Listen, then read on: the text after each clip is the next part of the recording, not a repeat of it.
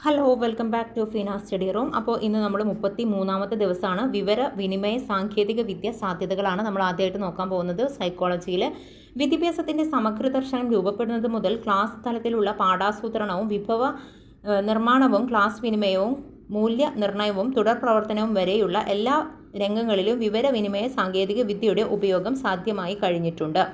പ്രായോഗികമായി നേരിട്ട് കാണാനാവാത്ത അമൂർത്തമായ ആശയങ്ങൾ, സൂക്ഷ്മജീവികളുടെ ചലനങ്ങൾ, സങ്കീർണമായ ജീവൽ പ്രവർത്തനങ്ങൾ, അപകടകരമായ ശാസ്ത്രീയ പരീക്ഷണങ്ങൾ, സിമുലേഷൻ തുടങ്ങിയ ക്ലാസ് മുറിയിൽ അവതരിപ്പിക്കാൻ വിനിമയ സാങ്കേതിക വിദ്യ പ്രയോജനപ്പെടുത്താം.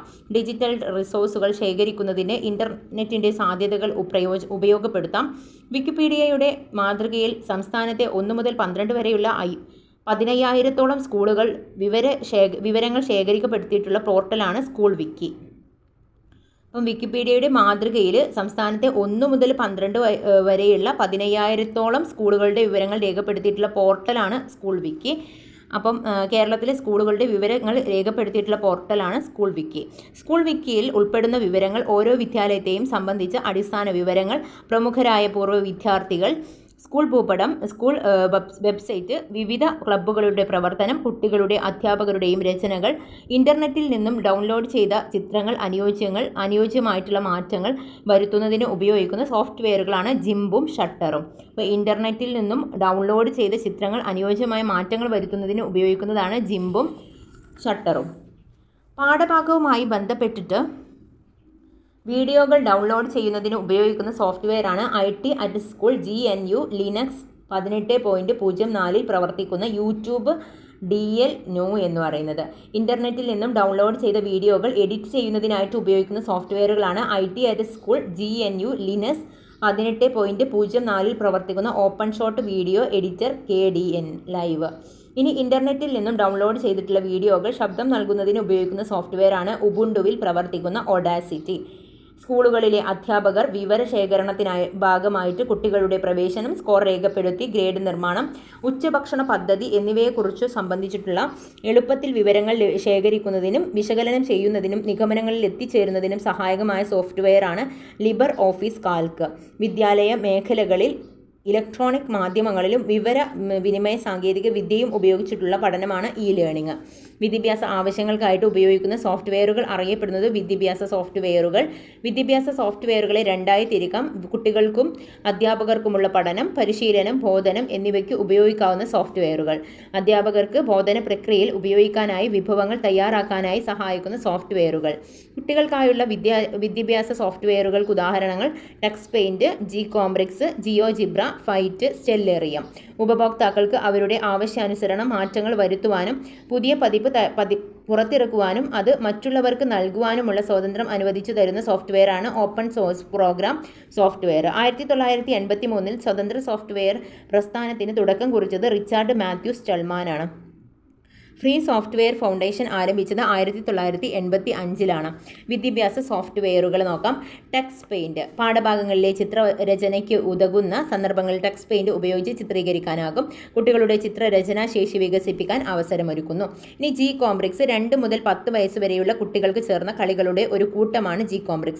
ഓരോ വിദ്യാർത്ഥിയുടെയും ശാരീരികവും മാനസികവുമായ അവസ്ഥയ്ക്ക് അനുയോജ്യമായിട്ടുള്ള പഠനാനുഭവങ്ങൾ നൽകാൻ Gcombrix സോഫ്റ്റ്വെയറിലൂടെ സാധിക്കുന്നു. ജിയോജിബ്ര ജാമിതീയ രൂപങ്ങൾ വരയ്ക്കുന്നതിനും അവയ്ക്കുടെ പ്രത്യേകതകൾ നിരീക്ഷിക്കുന്നതിനുമുള്ള ഒരു സ്വതന്ത്ര ഗണിത പഠന സോഫ്റ്റ്വെയറാണ് ജിയോജിബ്ര. ഫെറ്റ് സയൻസ് പഠനത്തിനായിട്ട് ഉപയോഗിക്കാവുന്ന ഇൻ്ററാക്റ്റീവ് സ്റ്റിമുലേഷൻ സോഫ്റ്റ്വെയറാണ് ഫെറ്റ്. സ്റ്റെല്ലേറിയം GPL അനുമതി പാത്രമുള്ള ഒരു ഡെസ്ക്ടോപ്പ് പ്ലാനറ്റോറിയം സോഫ്റ്റ്വെയറാണ് സ്റ്റെല്ലേറിയം. നക്ഷത്രഗണങ്ങളും അവയുടെ ആകൃതിയും അതിലെ ഓരോ നക്ഷത്രത്തിൻ്റെ പേരും അവയുടെ തിളക്കവും അവയ്ക്കുള്ള ദൂരവും സ്റ്റെല്ലേറിയം സോഫ്റ്റ്വെയർ ഉപയോഗിച്ച് പരിശോധിക്കാൻ സാധിക്കും. അടുത്തത് സ്വതന്ത്ര സോഫ്റ്റ്വെയറുകൾ ഏറ്റവും പ്രചാരത്തിലുള്ളത് ഫ്ലോസ്. ഇപ്പോൾ ഫോസ് എന്ന് പറയുന്നത് free and open source software ആണ്. ഫ്ലോസ് ആണെങ്കിൽ free, libre and open source software ആണ്. ഭൂപടങ്ങൾ പരിചയപ്പെടാനും തുടർന്ന് അതുമായി ബന്ധപ്പെട്ട പഠന പ്രവർത്തനങ്ങൾ ചെയ്യാനുമുള്ള അവസരങ്ങൾ നൽകുന്ന സോഫ്റ്റ്വെയർ ആണ് K ജോഗ്രഫി. ഗ്ലോബും മാപ്പുകളും ഉപയോഗിച്ച് നടത്തിയിരുന്ന ഭൂമിശാസ്ത്ര പഠനം കൂടുതൽ രസകരവും ലളിതവുമാക്കാൻ സഹായിക്കുന്ന സോഫ്റ്റ്വെയറുകളാണ് മാർബിൾ. ഭൂമിയിലെ വിവിധ സ്ഥലങ്ങൾ, ഗ്ലോബ്, ഭൂപട രൂപങ്ങൾ കണ്ടെത്തുന്നതിനായിട്ട് മാർബിൾ സോഫ്റ്റ്വെയറുകൾ ഉപയോഗിക്കുന്നു. ശാസ്ത്ര പഠനത്തിനായിട്ട് ഉപയോഗിക്കാവുന്ന സോഫ്റ്റ്വെയർ ഏതാണ്?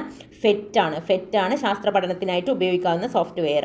സാമൂഹ്യശാസ്ത്ര ക്ലാസ്സിൽ അധ്യാപികർക്ക് ഉപയോഗിക്കാവുന്ന ഒരു ഡെസ്ക്ടോപ്പ് പ്ലാനറ്റോറിയം സോഫ്റ്റ്വെയർ താഴെ കൊടുത്തിട്ടുള്ളവയിൽ ഏതാണ്? സ്റ്റെല്ലേറിയമാണ്. സാമൂഹ്യശാസ്ത്ര ക്ലാസ്സിൽ അധ്യാപികയ്ക്ക് ഉപയോഗിക്കാവുന്ന ഒരു ഡെസ്ക്ടോപ്പ് പ്ലാനറ്റോറിയം സോഫ്റ്റ്വെയർ ആണ് സ്റ്റെല്ലേറിയം. ശാസ്ത്ര പഠനത്തിനായിട്ട് ഉപയോഗിക്കാവുന്നത് ഫെറ്റാണ്.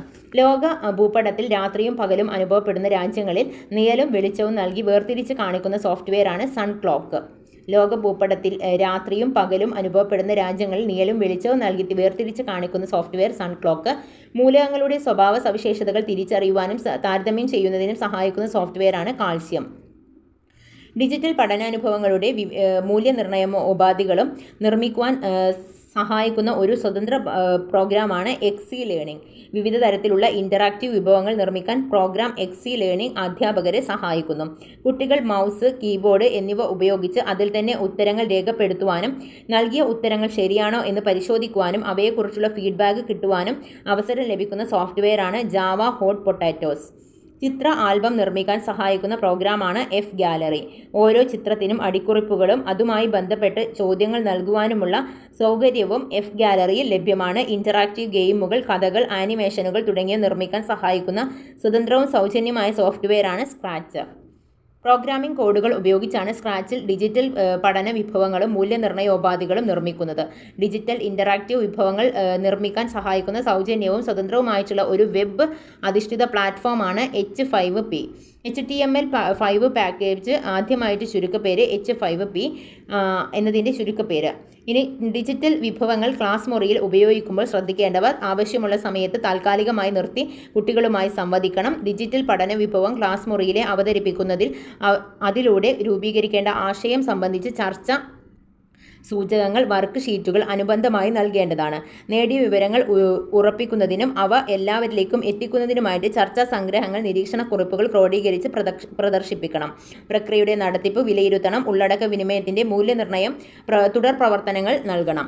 ആവശ്യമുള്ളപ്പോൾ കൂട്ടിച്ചേർക്കലുകളും മാറ്റങ്ങളും വരുത്തുന്നതിനും ആവശ്യമുള്ള പഠന ബോധന വിഭവങ്ങൾ ഉൾച്ചേർക്കുന്നതിനും സഹായകമായവയാണ് ഇലക്ട്രോണിക് പാഠാസൂത്രണം, ഈ ടീച്ചിങ് മാനുവൽ. ഒരു പുതിയ ഡോക്യുമെൻ്റ് തയ്യാറാക്കൽ മാതൃകയായി ഉപയോഗിക്കാൻ കഴിയുന്ന ഫയലുകളാണ് ടേം പ്ലേറ്റുകൾ. ഈ ടീച്ചിങ് മാനുവലിലേക്ക് നാം തയ്യാറാക്കി സൂക്ഷിച്ചിരിക്കുന്ന ഡിജിറ്റൽ വിഭവങ്ങൾ ഉൾച്ചേർക്കുന്നതിനായിട്ട് ഉപയോഗിക്കുന്ന സങ്കേതമാണ് ഹൈപ്പർ ലിങ്ക്. പ്രൈമറി ക്ലാസ്സുകളിലേക്കുള്ള ICT പുസ്തകങ്ങൾ വിഭവ പുസ്തകങ്ങളായിട്ടാണ് തയ്യാറാക്കിയിരിക്കുന്നത്. 1 മുതൽ 4 വരെ ക്ലാസ്സുകളിലെ ICT ആക്ടിവിറ്റി പുസ്തകങ്ങൾ അറിയപ്പെടുന്നത് കളിപ്പെട്ടി. ഭിന്നശേഷിക്കാരായ കുട്ടികളെ പരിഗണിക്കുവാനും അവർക്ക് യോജിച്ച രീതിയിൽ പ്രവർത്തനങ്ങൾ ആസൂത്രണം ചെയ്യുവാനും കളിപ്പെട്ടി പുസ്തകങ്ങളുടെ ഫലപ്രദമായി ഉപയോഗിക്കുന്നതിലൂടെ കഴിയും. താഴെ കൊടുത്തവ ഈ റിസോഴ്സ് അല്ലാത്തത് ഏതാണ്? Stamp album. അടുത്തത് അപ്പർ പ്രൈമറി ക്ലാസ്സുകളിലേക്കുള്ള ICT ആക്ടിവിറ്റി പുസ്തകങ്ങൾ അറിയപ്പെടുന്നത് വിദ്യ. ജ്ഞാന നിർമ്മിതിയുടെ സാധ്യതകൾ പരമാവധി ഉറപ്പുവരുത്തിക്കൊണ്ട് ICT സാങ്കേതിക വിദ്യയുടെ പ്രവർത്തനാധിഷ്ഠിത ക്ലാസ് മുറി യാഥാർത്ഥ്യമാക്കുന്നത് സഹായകമായ വിധത്തിൽ ഡിജിറ്റൽ പഠന വിഭവങ്ങളും അവയുടെ വിനിമയത്തിന് വേണ്ട പ്രവർത്തന രൂപരേഖയും ഉൾപ്പെടുന്ന ഓൺലൈൻ വിദ്യാഭ്യാസ പോർട്ടലാണ് സമഗ്ര. ജ്ഞാനനിർമ്മിതിയുടെ സാധ്യതകൾ പരമാവധി ഉറപ്പുവരുത്തിക്കൊണ്ട് ICT സാങ്കേതിക വിദ്യയുടെ പ്രവർത്തനാധിഷ്ഠിതമായ ക്ലാസ് മുറി യാഥാർത്ഥ്യമാക്കുന്നതിന് സഹായകമായിട്ടുള്ള വിധത്തിൽ ഡിജിറ്റൽ പഠന വിഭവങ്ങളും അവയുടെ വിനിമയത്തിന് വേണ്ട പ്രവർത്തന രൂപരേഖയും ഉൾപ്പെടുത്തുന്ന ഓൺലൈൻ വിദ്യാഭ്യാസ പോർട്ടലാണ് സമഗ്ര. പഠന പുസ്തകങ്ങളുടെ വിനിമയം വീഡിയോകളുടെ രൂപത്തിൽ ലഭ്യമാക്കുന്ന ഒരു പഠന മാനേജ്മെൻറ്റ് പോർട്ടലാണ് ഗാൻ അക്കാദമി. ഗാൻ അക്കാദമി പോർട്ടലിലെ തിരഞ്ഞെടുക്കപ്പെട്ട ചില വിഭവങ്ങൾ സമഗ്ര പോർട്ടലിൽ ഉൾപ്പെടുത്തിയിട്ടുണ്ട്. വിഭവങ്ങൾക്കായിട്ട് ആശ്രയിക്കാവുന്ന ലേണിംഗ് മാനേജ്മെൻറ്റ് സിസ്റ്റമാണ് ഈ പാഠശാല. സ്കൂൾ വിദ്യാഭ്യാസ മന്ത്രാലയത്തിൻ്റെ പോർട്ടൽ ദീക്ഷയാണ്. പരിമിതികളുള്ള ഒരു വ്യക്തിയുടെ പ്രവർത്തനശേഷി വർദ്ധിപ്പിക്കുന്നതിനും പരിപാലിക്കുന്നതിനും മെച്ചപ്പെടുത്തുന്നതിനുമായിട്ട് ഉപയോഗിക്കാവുന്ന വാണിജ്യപരമായി നിർമ്മിച്ചതോ അല്ലാത്തതോ ആയ ഉപകരണങ്ങളാണ് സഹായക സാങ്കേതിക വിദ്യ. ഭിന്നശേഷിയുള്ള വ്യക്തിക്ക് മാത്രമായി രൂപകൽപ്പന ചെയ്ത അയാളുടെ പ്രവർത്തനശേഷി വർദ്ധിപ്പിക്കുന്നതിനും പരിപാലിപ്പിക്കുന്നതിനും മെച്ചപ്പെടുത്തുന്നതിനുമായി ഉപയോഗിക്കാവുന്ന ഉപകരണങ്ങളാണ് അനുരൂപപ്പെടുത്തിയ സാങ്കേതിക വിദ്യ. പരിമിതികൾക്കുള്ളവർക്കും വൈവിധ്യമുള്ളവർക്കും സ്കൂള്, വീട്, ജോലി തുടങ്ങിയ ഇടങ്ങളിൽ തങ്ങളുടെ പ്രവർത്തനങ്ങൾ വിജയകരമായി പൂർത്തിയാക്കുന്നതിന് പ്രയോജനപ്പെടുത്താൻ കഴിയുന്ന ഉപകരണങ്ങളാണ് പുനരധിവാസ ഉപകരണങ്ങൾ. പഠന പരിമിതി അനുഭവപ്പെടുന്നവർക്ക് ICT സഹായക സംവിധാനങ്ങൾ, കാഴ്ച പരിമിതിയുള്ളവർക്ക് കമ്പ്യൂട്ടർ എളുപ്പത്തിൽ കൈകാര്യം ചെയ്യാൻ സഹായിക്കുന്ന സോഫ്റ്റ്വെയർ സ്ക്രീൻ റീഡറാണ്. അച്ചടിച്ച ഒരു ഡോക്യുമെന്റ് ക്യാമറയുടെയോ സ്കാനറിന്റെയോ സഹായത്തോടെ ഡിജിറ്റൽ ടെക്സ്റ്റ് രൂപത്തിലേക്ക് മാറ്റുന്ന സ്വതന്ത്ര സോഫ്റ്റ്വെയറാണ് ലിയോസ്. കാഴ്ച പരിമിതിയുള്ളവർക്ക് പ്രിന്റ് മെറ്റീരിയൽ തയ്യാറാക്കുന്നതിന് ഉപയോഗപ്പെടുത്തുന്ന ഒരു ടെക്സ്റ്റ് എഡിറ്ററാണ് ശാരദ ബെയ്ലി. ഇനി ബ്രെയിലി. കേൾവി പരിമിതിയുള്ളവർക്ക് മൊബൈൽ ഫോണോ കമ്പ്യൂട്ടറോ ഉപയോഗിച്ച് തങ്ങളുടെ ആശയങ്ങൾ പറഞ്ഞ് കമ്പ്യൂട്ടറിനെ മൊബൈൽ ഫോണിലോ ദൃശ്യമാക്കാൻ സാധ്യമാക്കുന്ന സോഫ്റ്റ്വെയറാണ് സ്പീച്ച് ടു ടെക്സ്റ്റ്. കാഴ്ച പരിമിതിയുള്ളവർക്കും എഴുതാൻ അറിയാത്തവർക്കും തങ്ങളുടെ പ്രാദേശിക ഭാഷയിൽ സംസാരിച്ചുകൊണ്ട് ഗൂഗിളിൽ വിവരങ്ങൾ തിരയാൻ ഉപയോഗിക്കുന്ന ടൂളാണ് Gboard. കാഴ്ച പരിമിതിയുള്ളവർക്ക് പ്രയോജനപ്പെടുത്താവുന്ന സോഫ്റ്റ്വെയറുകളാണ് ശബ്ദലേഖന സോഫ്റ്റ്വെയറുകൾ. ഇന്ന് വ്യാപകമായി ഉപയോഗിച്ചിരുന്ന ഒരു ശബ്ദലേഖന സോഫ്റ്റ്വെയറാണ് ഓഡാസിറ്റി. കുട്ടികളിൽ പുസ്തക പരിചയം വർദ്ധിപ്പിക്കുന്നതിനും കാഴ്ച പരിമിതിയുള്ളവർക്ക് പഠന സഹായികൾ പ്രയോജനപ്പെടുത്തുന്നതിനും വായനയുടെ റെക്കോർഡിംഗ്, ഓഡിയോ ബുക്ക്. സൗജന്യമായി പശ്ചാത്തല സംഗീത ഡൗൺലോഡ് ചെയ്യുന്നതിനായിട്ട് യൂട്യൂബ് ആരംഭിച്ച ചാനലാണ് ഓഡിയോ ലൈബ്രറി. മൊബൈൽ ഉപകരണങ്ങളുടെ സഹായത്തോടെയുള്ള അറിവ് നിർമ്മാണമാണ് മൊബൈൽ ലേണിംഗ്. ലേണിംഗ് എന്ന ആശയം മുന്നോട്ട് വെച്ചത് 1970 അലൻ കെ. മൊബൈൽ ഫോണിലെ വിഭവങ്ങൾ പ്രൊജക്ടറിൽ ലഭ്യമാക്കാൻ സഹായിക്കുന്ന സംവിധാനം സ്ക്രീൻ കാസ്റ്റ് സംവിധാനം. കമ്പ്യൂട്ടറുകളും ആധുനിക വിവരവിനിമയ സാധ്യതകളും തുറന്നു തരുന്ന ലോകമാണ് സൈബർ ലോകം. സൈബർ ലോകത്ത് അംഗമായിരിക്കുന്ന ഏതൊരു വ്യക്തിയും അറിയപ്പെടുന്നത് സൈബർ പൗരൻ. കമ്പ്യൂട്ടർ അല്ലെങ്കിൽ കമ്പ്യൂട്ടർ പോലെയുള്ള ഏതെങ്കിലും ഇലക്ട്രോണിക് ഉപകരണങ്ങൾ ലക്ഷ്യമാക്കിക്കൊണ്ടോ അവ ഉപയോഗിച്ചുകൊണ്ടോ നടത്തുന്ന കുറ്റകൃത്യമാണ് സൈബർ കുറ്റകൃത്യം. സൈബർ കുറ്റകൃത്യങ്ങൾ നിയന്ത്രിക്കുന്നതിനായിട്ട് ഓരോ രാജ്യത്തും സൈബർ സുരക്ഷാ നിയമങ്ങൾ നടപ്പിലാക്കിയിട്ടുണ്ട്. ഒരു സമൂഹത്തെയോ രാജ്യത്തെയോ കമ്പ്യൂട്ടർ ശൃംഖലയെയോ ബാധിക്കുന്ന കുറ്റകൃത്യങ്ങൾ അറിയപ്പെടുന്നത് സൈബർ ക്രൈം. ഒരു വ്യക്തിയുടെ സ്വകാര്യ ആവശ്യങ്ങളെ ഹനിക്കുന്ന കുറ്റകൃത്യങ്ങൾ അറിയപ്പെടുന്നത് സൈബർ ടോർട്സ്. സ്വന്തം ആനന്ദത്തിനായി ഒരാൾ മറ്റൊരാളുടെ കമ്പ്യൂട്ടറിൽ അതിലെ സുരക്ഷാ വീഴ്ചകൾ പ്രയോജനപ്പെടുത്തിക്കൊണ്ട് അയാളുടെ അറിവോ അനുമതിയോ ഇല്ലാതെ പ്രവേശിച്ച് വിവരങ്ങൾ മോഷ്ടിക്കുകയോ വിവരങ്ങളിൽ മാറ്റം വരുത്തുകയോ നശിപ്പിക്കുകയോ ചെയ്യുന്നതിനെ അറിയപ്പെടുന്നത് ഹാക്കിംഗ്. 3 തരം ഹാക്കർമാരാണ്. വൈറ്റ് ഹാറ്റ് ഹാക്കർമാർ കമ്പ്യൂട്ടറിന് ദോഷം ചെയ്യാതെ മറ്റൊരാളുടെ ഹാക്കിംഗ് കഴിവുകൾ സമൂഹത്തിന് പ്രയോജനകരമായ കാര്യങ്ങൾക്ക് വേണ്ടി ഉപയോഗിക്കുന്നവരാണ് വൈറ്റ് ഹാറ്റ് ഹാക്കർമാർ എന്നൊരു പേര്. എത്തിക്കൽ ഹാക്കേഴ്സ്. ബ്ലാക്ക് ഹാറ്റ് ഹാക്കേഴ്സാണ് സ്വന്തം നേട്ടത്തിന് വേണ്ടി ദുരുദ്ദേശത്തോട് കൂടിയിട്ട് മറ്റൊരാളുടെ സിസ്റ്റത്തിൽ പ്രവേശിച്ച് അതിലെ വിവരങ്ങൾ മോഷ്ടിക്കുകയും മാറ്റങ്ങൾ വരുത്തുകയും നശിപ്പിക്കുകയും ചെയ്യുന്ന ഹാക്കർമാർ. ഗ്രേ ഹാറ്റ് ഹാക്കർമാർ പ്രത്യേക ലക്ഷ്യങ്ങൾ ഇല്ലാതെ സ്വന്തം ഹാക്കിംഗ് കഴിവുകൾ തെളിയിക്കാനായി ചെയ്യുന്നവരാണ്. ഉടമസ്ഥതയുടെ അറിവോ അനുമതിയോ കൂടാതെയോ തെറ്റിദ്ധരിപ്പിച്ചോ അയാളുടെ കമ്പ്യൂട്ടറിലോ നെറ്റ്വർക്ക് സംവിധാനത്തിലോ ദുരുദ്ദേശത്തോടെ പ്രവേശിച്ച് സുരക്ഷാ വീഴ്ചകൾ പ്രയോജനപ്പെടുത്തിക്കൊണ്ട് പ്രധാന പ്രോഗ്രാമുകളിൽ മാറ്റം വരുത്തിക്കൊണ്ട് പ്രസ്തുത സംവിധാനങ്ങളെ മുഴുവൻ തകരാറിലാക്കുന്ന കുറ്റകൃത്യമാണ് ക്രാക്കിംഗ്. സൈബർ സംവിധാനത്തെ ഉപയോഗിച്ചുകൊണ്ട് ഒരു രാജ്യത്തിൻ്റെ ജനങ്ങൾക്കെതിരെയോ സംസ്കാരത്തിനെതിരെയോ സമ്പദ് വ്യവസ്ഥയ്ക്കെതിരെയോ രാഷ്ട്രീയ നിലപാടുകൾക്കെതിരെയോ നടത്തുന്ന ആക്രമണങ്ങളാണ് സൈബർ തീവ്രവാദം. കരുതിക്കൂട്ടി ഇരയെ ഭയപ്പെടുത്തുവാനോ അപകീർത്തിപ്പെടുത്തുവാനോ അപമാനിക്കുവാനോ ഭീഷണിപ്പെടുത്തുവാനോ സൈബർ സംവിധാനത്തിൽ ഉപയോഗിക്കുന്നത് അറിയപ്പെടുന്നത് സൈബർ സ്റ്റാക്കിംഗ്. സൈബർ സ്റ്റാക്കിംഗ് നടത്തുന്ന പ്രായപൂർത്തിയാകാത്ത കുട്ടികൾക്കെതിരെയാണെങ്കിൽ അറിയപ്പെടുന്നത് സൈബർ ബുള്ളിംഗ് ആണ്. വൻതുക പ്രതിഫലം നൽകാം എന്ന വാഗ്ദാനത്തിലൂടെ മറ്റും ആളുകളെ പ്രലോഭിതരാക്കി വിശ്വാസയോഗ്യരായ രേഖകൾ കാണിച്ച് പണം തട്ടുന്ന രീതി അറിയപ്പെടുന്നത് നൈജീരിയൻ 419. ഒരു വെബ് പേജിൻ്റെ അതേ രൂപത്തിലുള്ള മറ്റൊരു പേജുണ്ടാക്കി കബളിപ്പിക്കുന്ന രീതിയാണ് ഫിഷിംഗ്. പുതുതായിട്ട് ഇറങ്ങുന്ന ചലച്ചിത്രങ്ങൾ ഡൗൺലോഡ് ചെയ്യുവാനുള്ള ലിങ്കുകൾ വരിയും അതിൽ ക്ലിക്ക് ചെയ്യുന്നതിലൂടെ കമ്പ്യൂട്ടറിലെ പ്രധാനപ്പെട്ട വിവരങ്ങൾ ചോർത്തുകയും ചെയ്യുന്ന സൈബർ ലോകത്തെ ആക്രമണമാണ് ട്രോജൻ കുതിരയാക്രമണം. സൈബർ ലോകത്തിലെ ആക്രമണകാരികളായ പ്രോഗ്രാമുകളാണ് കമ്പ്യൂട്ടർ വൈറസ്. ഒരു ഇമെയിൽ വിലാസത്തിലേക്ക് ഒട്ടനവധി മെയിലുകൾ അയച്ച് ഇരയുടെ മെയിൽ ഇൻബോക്സ് നിറക്കുന്ന ആക്രമണമാണ് ഇമെയിൽ ബോംബ്. സൈബർ സുരക്ഷ ഉറപ്പാക്കുന്നതിനായിട്ട് രൂപകൽപ്പന ചെയ്തിട്ടുള്ള നയങ്ങളുടെ മാതൃകാ രൂപമാണ് CIA ട്രയൽ. C കോൺഫിഡൻഷ്യലി സ്വകാര്യത, I ഇൻ്റഗ്രിറ്റി സമ്പൂർണ്ണത സമഗ്രത, A അവൈലബിലിറ്റി ലഭ്യത. പാസ്വേഡ് ടൈപ്പ് ചെയ്യുന്നത് നേരിട്ടോ മറഞ്ഞു നിന്നോ ക്യാമറയിലൂടെ നിരീക്ഷിച്ച് മനസ്സിലാക്കുന്ന രീതിയാണ് ഷോൾഡർ സർഫിംഗ്. ഒരാളുടെ ജീവശാസ്ത്രപരമായ പ്രത്യേകതകൾ ഉപയോഗിച്ചുകൊണ്ട് വ്യക്തികളെ വേർതിരിച്ചറിയാൻ സൈബർ ലോകത്ത് ഉപയോഗിക്കുന്ന രീതിയാണ് ബയോമെട്രിക് വെരിഫിക്കേഷൻ. ഒരു നെറ്റ്വർക്കിംഗ് ഒരു ആകൃതിയെ വ്യക്തിയെ തിരിച്ചറിയാൻ ഉപയോഗിക്കുന്ന ചെറിയ ഹാർഡ്വെയർ ഉപകരണമാണ് സെക്യൂരിറ്റി ടോക്കൺ. ഡിജിറ്റൽ രൂപത്തിലുള്ള ഒരു പ്രമാണം മറ്റുള്ളവർക്ക് മനസ്സിലാകാതെ ഒരു രഹസ്യ രൂപത്തിലേക്ക് മാറ്റുന്ന പ്രക്രിയയാണ് എൻക്രിപ്ഷൻ. 3 തരം എൻക്രിപ്ഷൻ രീതികൾ: ഫിഷിംഗ്, സിമെട്രിക് രീതികൾ, അസിമെട്രിക് രീതികൾ. ഇനി ഡിജിറ്റൽ സന്ദേശങ്ങളുടെയും പ്രമാണങ്ങളുടെയും വിശ്വസനീയത സ്ഥാപിക്കുന്നതിനായിട്ട് സൈബർ ലോകത്ത് ഉപയോഗിക്കുന്ന ഒരു ഗണിതശാസ്ത്ര സങ്കേതമാണ് ഡിജിറ്റൽ സിഗ്നേച്ചറുകൾ. ഇൻ്റർനെറ്റിലൂടെ ഒരു വ്യക്തിക്കോ സ്ഥാപനത്തിനോ സുരക്ഷിതമായി വിവരങ്ങൾ കൈമാറാൻ ഉപയോഗിക്കുന്ന ഇലക്ട്രോണിക് പാസ്പോർട്ടാണ് ഡിജിറ്റൽ സർട്ടിഫിക്കേഷൻ. നശീകരണ സ്വഭാവമുള്ള സോഫ്റ്റ്വെയർ കണ്ടെത്തി അവയുടെ പ്രവർത്തനം തടയുകയും നിർവീര്യമാക്കുകയും ചെയ്യുന്ന സോഫ്റ്റ്വെയറാണ് ആൻറ്റിവൈറസ്. ഒരു പ്രൈവറ്റ് നെറ്റ്വർക്കിലൂടെയോ നെറ്റ്വർക്കിൽ നിന്നോ അനധികൃതമായി ഇടപെടലുകളിലൂടെ ഉണ്ടാകുന്ന പ്രതിരോധിക്കുന്ന സംവിധാനമാണ് ഫയർവാൾ. വിവിധ തരം ഫയർവാളുകൾ: packet firewalls, stateful firewalls, application firewalls, proxy firewalls. Digital വിവരങ്ങളുടെ കൈകാര്യങ്ങളും വിനിമയങ്ങളും ബന്ധപ്പെട്ട പ്രക്രിയകളെ നിയന്ത്രിക്കുന്നതിനായിട്ട് വിവിധ രാജ്യങ്ങൾ നടപ്പിലാക്കിയിരിക്കുന്ന നിയമത്തെയോ നിയമങ്ങളുടെ സഞ്ചയത്തെയോ അറിയപ്പെടുന്നത് വിവര സാങ്കേതിക വിദ്യാ നിയമം. സൈബർ മേഖലകളിൽ ഇന്ത്യയിൽ ഉണ്ടായിരുന്ന പ്രധാന നിയമമാണ് വിവര സാങ്കേതിക വിദ്യാ നിയമം 2000. വിവര സാങ്കേതിക വിദ്യാ നിയമം നിലവിൽ വന്ന വർഷം 2000 ഒക്ടോബർ 17. വിവര സാങ്കേതിക വിദ്യാ നിയമം 2000 ഭേദഗതി ചെയ്ത വർഷം 2009 ഒക്ടോബർ 27. അപ്പോൾ ഇത്രയുമാണ് നമ്മളുടെ സൈക്കോളജിയിൽ നമുക്ക് ഇന്ന് പഠിക്കാനുള്ളത്. ഇനി ബയോളജിയിലാണ് നമുക്ക് കുറച്ച് തീരാനുള്ളത്. അതിൽ ഇന്ദ്രിയങ്ങൾ എന്നുള്ള ഭാഗമാണ് കേട്ടോ നമ്മൾ പഠിക്കുന്നത്. നമ്മളുടെ കെമിസ്ട്രി, ഫിസിക്സ് ഒക്കെ നമ്മൾ തീർത്തിട്ടുണ്ടായിരുന്നു. ഇന്ദ്രിയങ്ങൾ കുറച്ചുണ്ട് കേട്ടോ, കുറച്ച് ഉണ്ട്. പ്രത്യുൽപാദന വ്യവസ്ഥ, അതുപോലെ വിസർജന വ്യവസ്ഥ ഒക്കെ നമ്മളുടെ നാഡീവ്യവസ്ഥയൊക്കെ തീർന്നതാണ്. ഇനി അടുത്തതായിട്ട് നമ്മൾ പഠിക്കുന്നത് ഇന്ദ്രിയങ്ങളാണ്. മനുഷ്യൻ്റെ ജ്ഞാനേന്ദ്രിയങ്ങളാണ് കണ്ണ്, ചെവി, നാക്ക്, മൂക്ക്, ത്വക്ക്.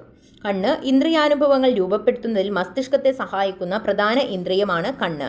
ആത്മാവിലേക്കുള്ള ജാലകം എന്ന് അറിയപ്പെടുന്നത് കണ്ണാണ്. ഇന്ദ്രിയാനുഭവങ്ങളുടെ എത്ര ശതമാനമാണ് കണ്ണുകൾ പ്രദാനം ചെയ്യുന്നത്? 80%. കണ്ണ് സ്ഥിതി ചെയ്യുന്നത് തലയോട്ടിയിലെ നേത്രകോടാരത്തിലാണ്. കണ്ണുകളെ നേത്രകോടാരത്തിൽ ഉറപ്പിച്ചു നിർത്തുന്നത് ബാഹ്യ കൺപേശികളാണ്. കണ്ണിലെ പാളികൾ ദൃഢപടലം, രക്തപടലം, ദൃഷ്ടിപടലം.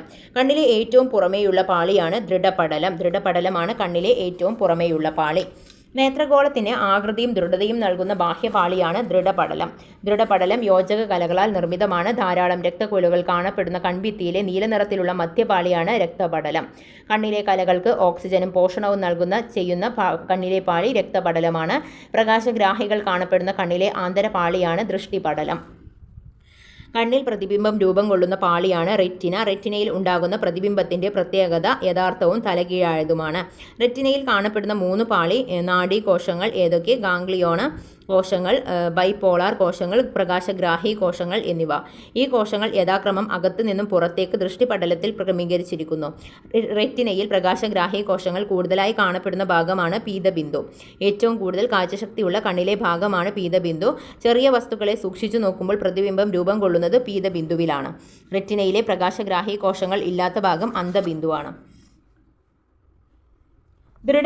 ദൃഢപടലത്തിൽ കോർണിയ ഒഴികെയുള്ള ഭാഗത്തെ ആവരണം ചെയ്ത് സംരക്ഷിക്കുന്ന സ്ഥലമാണ് കൺജക്റ്റീവ. ദൃഢപടലത്തിൻ്റെ മുൻഭാഗത്തുള്ള സുതാര്യവും മുന്നോട്ട് തള്ളിയതുമായ ഭാഗം കോർണിയയാണ് നേത്രപടലം. പ്രകാശരശ്മികളെ കണ്ണിലേക്ക് പ്രവേശിക്കുന്ന ഭാഗമാണ് കോർണിയ. രക്തക്കൊഴലുകൾ ഇല്ലാത്ത കണ്ണിലെ ഭാഗമാണ് കോർണിയ. വായുവിലൂടെ നേരിട്ട് ഓക്സിജൻ സ്വീകരിക്കുന്നു. കൊളാജൻ എന്ന മാംസ്യം കോർണിയയിൽ കാണപ്പെടുന്നു. മനുഷ്യനേത്രത്തിലെ കോർണിയയിൽ പുതുതായിട്ട് തിരിച്ചറിഞ്ഞ പാളിയാണ് ധുവപാളി. ധുവപാളി കണ്ടുപിടിച്ച ഇന്ത്യൻ ശാസ്ത്രജ്ഞനാണ് ഹർമിന്ദർ സിംഗ് ധുവ. കോർണിയയുടെ പിൻഭാഗത്തായിട്ട് കാണപ്പെടുന്ന രക്തപടലത്തിൻ്റെ ഭാഗമാണ് ഐറിസ്. ഐറിസിൻ്റെ ഇരുനിറം നൽകുന്ന വർണ്ണവസ്തുവാണ് മെലാനിൻ. ഐറിസിൻ്റെ മധ്യഭാഗത്തുള്ള സുഷിരമാണ് പ്യൂപ്പിൾ, കൃഷ്ണമണി. പ്രകാശ തീവ്രതയ്ക്ക് അനുസരിച്ച് വലിപ്പം ക്രമീകരിക്കപ്പെടുന്ന ഭാഗമാണ് പ്യൂപ്പിൾ. മങ്ങിയ പ്രകാശത്തിൽ റേഡിയൽ പേശികൾ സങ്കോചിപ്പിക്കുമ്പോൾ പ്യൂപ്പിൾ വികസിക്കുന്നു. തീവ്രപ്രകാശത്തിൽ വലയ പേശികൾ സങ്കോചിക്കുമ്പോൾ പ്യൂപ്പിൾ ചുരുങ്ങുന്നു. കണ്ണിലെ lens convex lens, biconvex lens. കണ്ണിലെ ലെൻസിനെ ചുറ്റിയുള്ള വൃത്താകൃതിയിലുള്ള പേശികളാണ് സീലിയറി പേശികൾ. നേത്ര ലെൻസിന്റെ വക്രത ക്രമീകരിക്കാൻ സഹായിക്കുന്ന പേശികളാണ് സീലിയറി പേശികൾ. ലെൻസ് സ്നായുകൾ മുഖേന ഏതുമായി ബന്ധപ്പെട്ടിരിക്കുന്നു? സീലിയറി പേശികളുമായി. പ്രകാശഗ്രാഹി കോശങ്ങളിൽ നിന്നുള്ള ആവേഗങ്ങൾ മസ്തിഷ്കത്തിലെ കാഴ്ചയുടെ കേന്ദ്രത്തിലേക്ക് കൊണ്ടുപോകുന്ന നാഡിയാണ് നേത്രനാഡി. അടുത്തും അകലെയുമുള്ള വസ്തുക്കളെ നോക്കുമ്പോൾ കണ്ണിനുണ്ടാകുന്ന മാറ്റം നോക്കാം. അടുത്തുള്ള വസ്തുവിനെ നോക്കുമ്പോൾ അകലെയുള്ള വസ്തുവിനെ നോക്കുമ്പോൾ ഇപ്പോൾ സീലിയറി പേശികൾ സങ്കോചിക്കുന്നു. സീലിയറി പേശികൾ വിശ്രമാവസ്ഥയിൽ ആകുന്നു അകലെയുള്ള വസ്തുക്കളെ നോക്കുമ്പോൾ. സീലിയറി പേശികൾ സങ്കോചിക്കുന്നു. സീലിയറി പേശികൾ വിശ്രമാവസ്ഥയിൽ ആകുന്നു അകലെയുള്ള വസ്തുക്കളെ നോക്കുമ്പോൾ. ഇനി അടുത്തുള്ള വസ്തുക്കളെ നോക്കുമ്പോൾ സ്നായുക്കൾ അയയുന്നു. എന്നാൽ സ്നായുക്കൾ വലയുന്നത് അകലെയുള്ള വസ്തുക്കളെ നോക്കുമ്പോൾ. ലെൻസിൻ്റെ വക്രത കൂടുന്നത് അടുത്തുള്ള വസ്തുക്കളെ നോക്കുമ്പോഴാണ്. ലെൻസിൻ്റെ വക്രത കുറയുന്നത് അകലെയുള്ള വസ്തുക്കളെ നോക്കുമ്പോൾ. ഫോക്കൽ ദൂരം കുറയുന്നു അടുത്തുള്ള വസ്തുക്കളെ നോക്കുമ്പോൾ. ഫോക്കൽ ദൂരം കുറയുന്നു. ഫോക്കൽ ദൂരം കൂടുന്നത് അകലെയുള്ള വസ്തുക്കളെ നോക്കുമ്പോൾ. കോർണിയയ്ക്കും ലെൻസിനും ഇടയിലുള്ള അറയാണ് അക്വസ് അറ. കോർണിയയ്ക്കും ലെൻസിനും ഇടയിലാണ് അക്വസ് അറ. കോർണിയ, ലെൻസ്, അക്വസ് അറ. അക്വസ് അറ. ഇനി അക്വസ് അറയിൽ കാണപ്പെടുന്ന ദ്രവമാണ് അക്വസ് ദ്രവം. രക്തത്തിൽ നിന്നും രൂപം കൊണ്ട് രക്തത്തിലേക്ക് തന്നെ പുനരാകിരണം ചെയ്യപ്പെടുന്ന ദ്രവമാണ് അക്വസ് ദ്രവം. കണ്ണിലെ കലകൾക്ക് ഓക്സിജനും പോഷണവും നൽകുന്ന ദ്രാവകമാണ് അക്വസ് ദ്രവം. ലെൻസിനും റെറ്റിനയ്ക്കും ഇടയിലുള്ളതായിട്ട് കാണപ്പെടുന്ന അറയാണ് വിട്രിയസ് അറ. ലെൻസിനും റെറ്റിനയ്ക്കും. ഇപ്പോൾ കോർണിയയ്ക്കും ലെൻസിനുമാണെങ്കിൽ അക്വസ് അറയാണ്. അതിൽ കോർണിയ എന്ന് പറയുമ്പോൾ ഒരു കായുണ്ട് അല്ലേ. അപ്പോൾ അക്വസ് അറയിലും കായുണ്ട്. അപ്പോൾ കോർണിയയ്ക്കും ലെൻസിനും ആണെങ്കിൽ അക്വസ് അറയാണ്. ലെൻസിനും റെറ്റിനയ്ക്കും ഇടയിലാണെങ്കിൽ വിട്രിയസ് അറയാണെന്ന് ഓർത്തു വെക്കുക. ഇനി കണ്ണിലെ ഏറ്റവും വലിയ അറയാണ് വിട്രിയസ് അറ. വിട്രിയസ് അറയാണ് കണ്ണിലെ ഏറ്റവും വലിയ അറ. വിട്രിയസ് അറയിലെ അർദ്ധഖരാവസ്ഥയിലുള്ള ദ്രവമാണ് വിട്രിയസ് ദ്രവം, സ്ഫടിക ദ്രവം. ഇനി കണ്ണിലെ ആകൃതി നിലനിർത്താൻ സഹായിക്കുന്ന ദ്രവമാണ് വിട്രിയസ് ദ്രവം. കണ്ണിലെ പ്രകാശഗ്രാഹി കോശങ്ങൾ, കോൺ കോശങ്ങൾ, റോഡ് കോശങ്ങൾ. മങ്ങിയ വെളിച്ചത്തിൽ കാഴ്ച സാധ്യമാക്കുന്ന കണ്ണിലെ കോശങ്ങളാണ് റോഡ് കോശങ്ങൾ. നിറങ്ങൾ തിരിച്ചറിയാൻ കഴിവില്ലാത്ത കണ്ണിലെ കോശങ്ങളാണ് റോഡ് കോശങ്ങൾ. നിറങ്ങൾ തിരിച്ചറിയാനും തീവ്രപ്രകാശത്തിൽ വസ്തുക്കളെ കാണാനും സഹായിക്കുന്ന കണ്ണിലെ കോശങ്ങളാണ് കോൺ കോശങ്ങൾ. പകൽ വെളിച്ചത്തിൽ കാഴ്ചയ്ക്ക് സഹായിക്കുന്നത് കോൺ കോശങ്ങളാണ്. റോഡ് കോൺ കോശങ്ങൾ കാണപ്പെടുന്ന പാളി റെറ്റിനയാണ്. മനുഷ്യ നേത്രത്തിൽ റോഡ് കോൺ കോശങ്ങൾ എന്നിവ കാണപ്പെടുന്ന പാളി ഏത്? റെറ്റിന. റോഡ് കോശങ്ങളിലെ വർണ്ണവസ്തു റോഡോപ്സിനാണ്. കോൺ കോശങ്ങളിലെ വർണ്ണവസ്തു അയഡോപ്സിനാണ്, ഫോട്ടോപ്സിന്. വിഷ്വൽ പർപ്പിൾ എന്നറിയപ്പെടുന്ന വർണ്ണവസ്തുവാണ് റോഡോപ്സിൻ. ജീവകം എയിൽ നിന്നും നിർമ്മിക്കപ്പെടുന്ന റോഡോപ്സിനിലെ ഘടകമാണ് റെറ്റിനാൽ. റോഡോപ്സിൻ ഉണ്ടായിരിക്കുന്നത് ഓപ്സിൻ എന്ന പ്രോട്ടീനും റെറ്റിനാലും ചേർന്നിട്ടാണ്. വിഷ്വൽ വയലറ്റ് എന്നറിയപ്പെടുന്ന വർണ്ണവസ്തുവാണ് അയഡോപ്സിൻ. അയഡോപ്സിൻ ഉണ്ടായിരിക്കുന്നത് ഓപ്സിനും റെറ്റിനാലും ചേർന്നിട്ടാണ്. മൂങ്ങയ്ക്ക് പകൽ വെളിച്ചത്തിൽ കാഴ്ച കുറയാനുള്ള കാരണം കോൺ കോശങ്ങളിലെ അപര്യാപ്തതയാണ്. കണ്ണുനീർ ഉൽപ്പാദിപ്പിക്കുന്ന ഗ്രന്ഥിയാണ് ലാക്രിമൽ ഗ്രന്ഥി. ലൈസോസൈം കണ്ടുപിടിച്ചത് അലക്സാണ്ടർ ഫ്ലെമിംഗ് ആണ്. കണ്ണുനീരിൽ കാണുന്ന ലോഹം സിങ്കാണ്. കണ്ണു തിളക്കത്തിന് കാരണം സിങ്കാണ്. കുഞ്ഞുങ്ങൾക്ക് ആദ്യമായി കണ്ണുനീരിൽ ഉണ്ടാകുന്നത് ജനിച്ച് 3 ആഴ്ച പ്രായമാകുമ്പോഴാണ്. വ്യക്തമായ കാഴ്ചശക്തിക്കുള്ള ഏറ്റവും കുറഞ്ഞ അകലം 25 സെൻറ്റിമീറ്ററാണ്. 20-20 എന്ന പദം ഉപയോഗിക്കുന്നത് വ്യക്തമായ കാഴ്ചയിനെയാണ്. 2 കണ്ണുകളിലെയും ദൃശ്യങ്ങൾ തലച്ചോറിൻ്റെ സഹായത്താൽ ഒരേ സമയം കേന്ദ്രീകരിച്ച് ത്രിമാന ദൃശ്യമായി അനുഭവപ്പെടുന്ന പ്രക്രിയയാണ് ദ്വിനേത്ര ദർശനം. കണ്ണുനീർ കണ്ണിൻ്റെ മുൻഭാഗത്തെ വൃത്തിയാക്കുകയും നനവുള്ളതാക്കി നിർത്തുകയും ചെയ്യുന്നു. കണ്ണുനീരിലടങ്ങിയ ലൈസോസൈം എന്ന എൻസൈം രോഗാണുക്കളെ നശിപ്പിക്കുന്നു.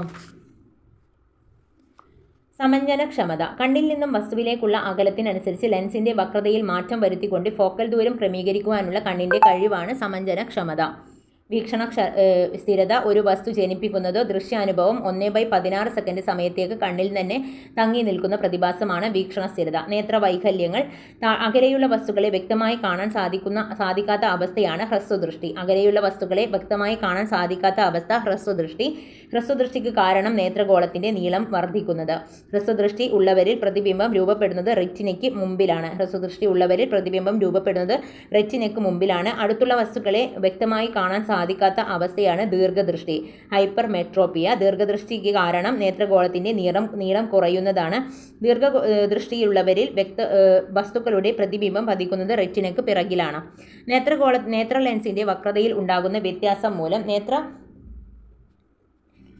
നേത്ര ലെൻസിൻ്റെ വക്രതയിൽ ഉണ്ടാകുന്ന വ്യത്യാസം മൂലം വസ്തുക്കളുടെ ശരിയായിട്ടുള്ള പ്രതിബിംബം രൂപപ്പെടാത്ത അവസ്ഥയാണ് വിഷമദൃഷ്ടി, അസ്റ്റിഗ്മാറ്റിസം. അക്വസ് ദ്രവത്തിലെ പുനരാകിരണം നടക്കാതെ വരുമ്പോൾ കണ്ണിനുള്ളിലെ മർദ്ദം കൂടുന്നതിനുണ്ടാകുന്ന രോഗമാണ് ഗ്ലോക്കോമ. ഗ്ലോക്കോമ റെറ്റിനയ്ക്കും പ്രകാശഗ്രാഹി കോശങ്ങൾക്കും നാശമുണ്ടാക്കുകയും അന്ധതയിലേക്ക് നയിക്കുകയും ചെയ്യുന്ന രോഗമാണ് ഗ്ലോക്കോമ. ദീപങ്ങൾക്ക് ചുറ്റും വർണ്ണവലയങ്ങൾ ഉള്ളതായിട്ട് തോന്നുന്ന വൈകല്യമാണ് ഗ്ലോക്കോമ. നിശബ്ദനായ കാഴ്ചശക്തി അപഹാരിയാണ് ഗ്ലോക്കോമ. കണ്ണിലെ ബാധിക്കുന്ന ഏതു രോഗത്തിനുമുള്ളതാണ് ചികിത്സ. ലേസർ ചികിത്സ ചികിത്സ ഗ്ലോക്കോമയാണ്. നേത്രാവരണവും കോർണിയയും വരണ്ട് ഈർപ്പരഹിതവും അതാര്യവുമായി തീരുന്ന അവസ്ഥയാണ് സിറോഫ്താൽമിയ. കണ്ണുനീരില്ലാതെ കണ്ണു വരളുന്ന അവസ്ഥയാണ്. സിറോഫ്താൽമിയ രോഗത്തിന് കാരണം ജീവകം എയുടെ അപര്യാപ്തതയാണ്. മങ്ങിയ വെളിച്ചത്തിൽ കാഴ്ച സാധ്യമാക്കാത്ത അവസ്ഥ നിശാന്തതയാണ്. നിശാന്തതയ്ക്ക് കാരണം ജീവകം എയുടെ അപര്യാപ്തത. നിറങ്ങൾ തിരിച്ചറിയാൻ കഴിയാത്ത അവസ്ഥയാണ് വർണ്ണാന്തത.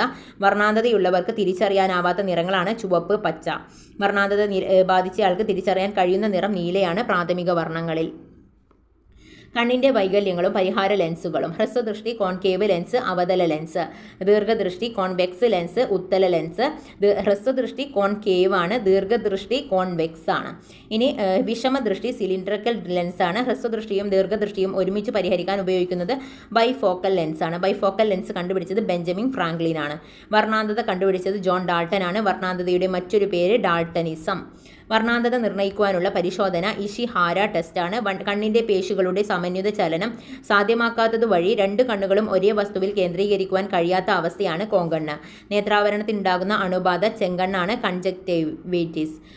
ബാക്ടീരിയയിൽ വൈറസ്, ഫംഗൽ അണുബാധ മൂലമോ അലർജി കാരണമോ കണ്ണിൽ ഉണ്ടാകുന്ന ഒരു രോഗമാണ് ചെങ്കണ്ണ്. പ്രായം കൂടുമ്പോൾ കണ്ണിലെ ലെൻസിൻ്റെ ഇലാസ്തികത കുറഞ്ഞു വരുന്ന അവസ്ഥയാണ് പ്രസ്ബയോപിയ, വെള്ളെഴുത്ത്. പ്രായം കൂടുമ്പോൾ കണ്ണിലെ ലെൻസിൻ്റെ സുതാര്യത നഷ്ടമാകുന്നതാണ് തിമിരം.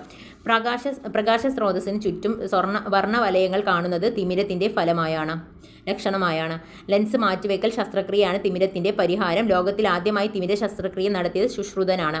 സെൽഫോൺ, കമ്പ്യൂട്ടർ, ടാബ്ലറ്റ് തുടങ്ങിയ ഉപകരണങ്ങൾ തുടർച്ചയായിട്ട് ഉപയോഗിക്കുന്നത് മൂലം കണ്ണിനുണ്ടാകുന്ന അവസ്ഥയാണ് കമ്പ്യൂട്ടർ വിഷൻ സിൻഡ്രോം. കണ്ണിൻ്റെ ഫോക്കൽ ചെയ്യാനുള്ള കഴിവിനെ ബാധിക്കുന്നു. ഇതിപ്പോൾ എനിക്കുണ്ടെന്ന് തോന്നുന്നുണ്ട് കേട്ടോ. ഇനി കമ്പ്യൂട്ടർ വിഷൻ സിൻഡ്രോമിൻ്റെ ലക്ഷണങ്ങൾ തലവേദന, കണ്ണ് വരളുക, കണ്ണിന് അമിത സമ്മർദ്ദം അനുഭവപ്പെടുക എന്നിവയാണ്. ട്രക്കോമ രോഗം ബാധിക്കുന്ന അവയവം കണ്ണാണ്. ക്ലമീഡിയ ട്രക്കോമാറ്റിക്സ് എന്ന ബാക്ടീരിയ കാരണം ഉണ്ടാകുന്ന രോഗം ട്രക്കോമയാണ്. ട്രക്കോമ ഇല്ലാതാക്കാൻ WHO ആവിഷ്കരിച്ചിട്ടുള്ള പൊതുജനാരോഗ്യ പരിപാടിയാണ് സേഫ്. കണ്ണ് പുറത്തേക്ക് തുറച്ചു വരുന്ന അവസ്ഥയാണ് എക്സോതാൽമോസ് പ്രപ്റ്റോസിസ്. കോർണിയ മാറ്റി പുതിയ കോർണിയ വെച്ച് പിടിപ്പിക്കുന്ന ശസ്ത്രക്രിയ കെരോറ്റോപ്ലാസ്റ്റി. ലോകത്തിലെ ആദ്യത്തെ കോർണിയ മാറ്റിവെക്കുന്ന ശസ്ത്രക്രിയ നടത്തിയത് ഡോക്ടർ എഡ്വേർഡ് കൊണാർഡ് ഡിം ആണ്. ഇപ്പോൾ കോർണിയ മാറ്റിവെക്കുന്നതാണ് കൊണാർഡ് സിമ്മാണെന്ന് ഓർത്തു വെക്കുക. സ്നെല്ലൻ ചാർട്ട് ഉപയോഗിക്കുന്നത് കാഴ്ചശക്തി പരിശോധിക്കാൻ വേണ്ടിയിട്ടാണ്. സ്നെല്ലൻ ചാർട്ട് വികസിപ്പിച്ചത് ഹെർമൻ സ്നെല്ലനാണ്. എത്ര മീറ്റർ അകലെ നിന്നാണ് സ്നെല്ലൻ ചാർട്ട് വായിക്കേണ്ടത്? 6 മീറ്റർ അകലെ നിന്നാണ്. ദേശീയ അന്ധത നിവാരണ പദ്ധതി ആരംഭിച്ചത് 1976. കണ്ണിൻ്റെ ഉൾവശം പരിശോധിക്കാൻ ഉപയോഗിക്കുന്ന ഉപകരണം ഒഫ്താൽമോസ്കോപ്പ്. കണ്ണിനുള്ളിലെ മർദ്ദം അളക്കുന്ന കണ്ണു പരിശോധന രീതിയാണ് ടോണോമെട്രി. അന്ധത തടയുന്നതിനായിട്ട് അന്താരാഷ്ട്ര ഏജൻസിയുടെ ആഗോള സംരംഭം വിഷൻ 2020. അന്ധർക്ക് സമയം തൊട്ടറിയാൻ സഹായിക്കുന്ന വാച്ചാണ് ടാക്ടൈൽ വാച്ച്. അന്ധർക്ക് എഴുതുവാനും വായിക്കുവാനും സാധിക്കുന്ന ലിപിയാണ് ബ്രെയിനി ലിപി. ചെവി നോക്കാം. അപ്പോൾ ഈ ഒരു കാഴ്ച എന്ന അനുഭവം സാധ്യമാക്കുന്നതിന് ഒരു ഫ്ലോ ചാർട്ട് ഇവിടെ ഉണ്ട്, നോക്കാം. പ്രകാശം, കോർണിയയിൽ നിന്നും aqueous ദ്രവം, pupil, lens, vitreous ദ്രവം, retina വഴി ആവേഗം, നേത്രനാഡി, സെറിബ്രം, കാഴ്ച എന്ന അനുഭവം. ഇനി ചെവിയാണ്. ചെവിയെക്കുറിച്ചുള്ള പഠനം ഓട്ടോളജി. ചെവിക്ക് സഹായിക്കുന്നതിനോടൊപ്പം കേൾവിക്ക് സഹായിക്കുന്നതിനോടൊപ്പം ശരീരത്തിൻ്റെ തുലന നില പാലിക്കാൻ സഹായിക്കുന്ന അവയവം ചെവിയാണ്. ചെവിയുടെ 3 പ്രധാന ഭാഗങ്ങളാണ് ബാഹ്യകർണം, മധ്യകർണം, ആന്തരകർണം. ബാഹ്യകർണത്തിലെ ഭാഗങ്ങൾ ചെവിക്കുട, കർണനാളം, കർണപടം. ശബ്ദതരംഗങ്ങൾ കർണനാളത്തിലേക്ക് നയിക്കുന്ന ഭാഗമാണ് ചെവിക്കുട. ശബ്ദതരംഗങ്ങളെ കർണപടത്തിലേക്ക് നയിക്കുന്ന ചെവിയുടെ ഭാഗമാണ് കർണനാളം. ചെവിക്കുള്ളിലെ സവിശേഷ ഗ്രന്ഥികളായിട്ടുള്ള മെഴുക് ഗ്രന്ഥികൾ കാണപ്പെടുന്നത് കർണനാളത്തിലാണ്.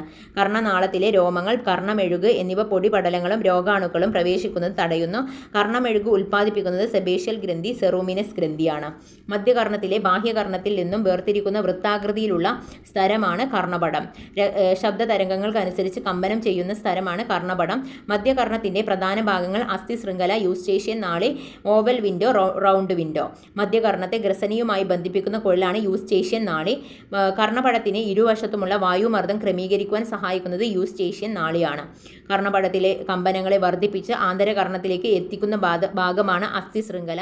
മധ്യകർണത്തെയും ആന്തരകർണത്തെയും വേർതിരിക്കുന്നത് അസ്ഥി നിർമ്മിതമായ ഒരു ഭിത്തിയാണ്. ഈ ഭിത്തിയിൽ സ്തരങ്ങൾ അടയ്ക്കപ്പെട്ട 2 സുഷിരങ്ങൾ കാണപ്പെടുന്നു. മുകളിലത്തെ സുഷിരത്തെ ഓവൽ വിൻഡോ എന്നും താഴെയുള്ള റൗണ്ട് വിൻഡോ എന്നും പറയുന്നു. അസ്ഥി ശൃംഖലയിലെ കമ്പനം ആന്തരകർണത്തിലേക്ക് വ്യാപരിക്കുന്ന സ്റ്റെപ്പിനോട് ചേർന്നിരിക്കുന്ന സ്ഥലമാണ് ഓവൽ വിൻഡോ. കോക്ലിയക്കകത്തുള്ള ദ്രവത്തിൻ്റെ ചലനത്തിന് സഹായിക്കുന്ന മധ്യകർണത്തിലെ ഭാഗമാണ് റൗണ്ട് വിൻഡോ. തലയോട്ടിയിലെ അസ്ഥി നിർമ്മിതമായ അറയ്ക്കുള്ളിൽ സ്ഥിതി ചെയ്യുന്ന ഭാഗമാണ് ആന്തരകർണം. ആന്തരകർണത്തിലെ മുഖ്യ ഭാഗങ്ങൾ ആന്തരവൃത്താകൃതി കുഴലുകൾ, വെസ്റ്റിബ്യൂൾ, കോക്ലിയ. മനുഷ്യൻ്റെ മധ്യകർണത്തിലെ അസ്ഥികളുടെ എണ്ണം 3. മധ്യകർണത്തിലെ അസ്ഥികൾ മാലിയസ്, ഇൻകസ്, സ്റ്റേപ്പിസ്. ചുറ്റികയുടെ ആകൃതിയിലുള്ള മധ്യകർണത്തിലെ അസ്ഥിയാണ് മാലിയസ്. ചുറ്റികയുടെ ആകൃതിയാണെങ്കിൽ മാലിയസ്, ചുറ്റിക മാലിയസ്. ചുറ്റികയ്ക്ക് മാലിയസ് ആണ്. മാവ് മുറിക്കാൻ ചുറ്റിക വേണം അല്ലേ. അപ്പം മാലിയസ് ചുറ്റികയുടെ ആകൃതിയിൽ മാലിയസ് എന്ന് ഓർത്ത് വെക്കുക. ഇനി കുടക്കല്ലിൻ്റെ ആകൃതിയിലുള്ള മധ്യകർണത്തിലെ അസ്ഥിയാണ് ഇൻകസ്. അപ്പം ഇൻകസ് എന്താണ്? കുടക്കല്ലിൻ്റെ ആകൃതിയിലാണ് ഇൻകസ് കുടക്കല്ലിൻ്റെ ആകൃതിയിലാണ്. കുതിര സവാരിക്കാരൻ്റെ പാദധാരയുടെ ആകൃതിയിലാണ് സ്റ്റേപ്പിസ്. അപ്പോൾ സ്റ്റെപ്പിലൂടെ നമ്മൾ എന്താണ് ഒരു സ്റ്റെപ്പിലൂടെ നടക്കുമ്പോൾ പാദരക്ഷ അണിഞ്ഞിട്ടാണ് നമ്മൾ നടക്കുക, അല്ലെങ്കിൽ ചെരുപ്പിട്ടിട്ടാണ് നടക്കുക എന്ന് ഓർത്ത് വെക്കുക. അപ്പോൾ സ്റ്റെപ്പിസ് കുതിരസവാരിക്കാരൻ്റെ പാദധാരയുടെ ആകൃതി എന്ന് ഓർത്ത് വെക്കുക. ഇനി ശരീരത്തിലെ ഏറ്റവും ചെറിയ അസ്ഥിയാണ് സ്റ്റേപ്പിസ്. ആന്തരകർണത്തിൽ നിറഞ്ഞിരിക്കുന്ന ദ്രാവകങ്ങളാണ് എൻഡോലിംഫും പെരിലിംഫും. ദ്രവം നിറഞ്ഞിരിക്കുന്ന ആന്തരകർണത്തിലെ ലാബിയറിന്ത് എന്ന് പറയപ്പെടുന്നു. അസ്ഥി അറയ്ക്കുള്ളിലെ സ്തരനിർമ്മിത അറകളിൽ നിറഞ്ഞിരിക്കുന്ന ദ്രവമാണ് എൻഡോലിംഫ്.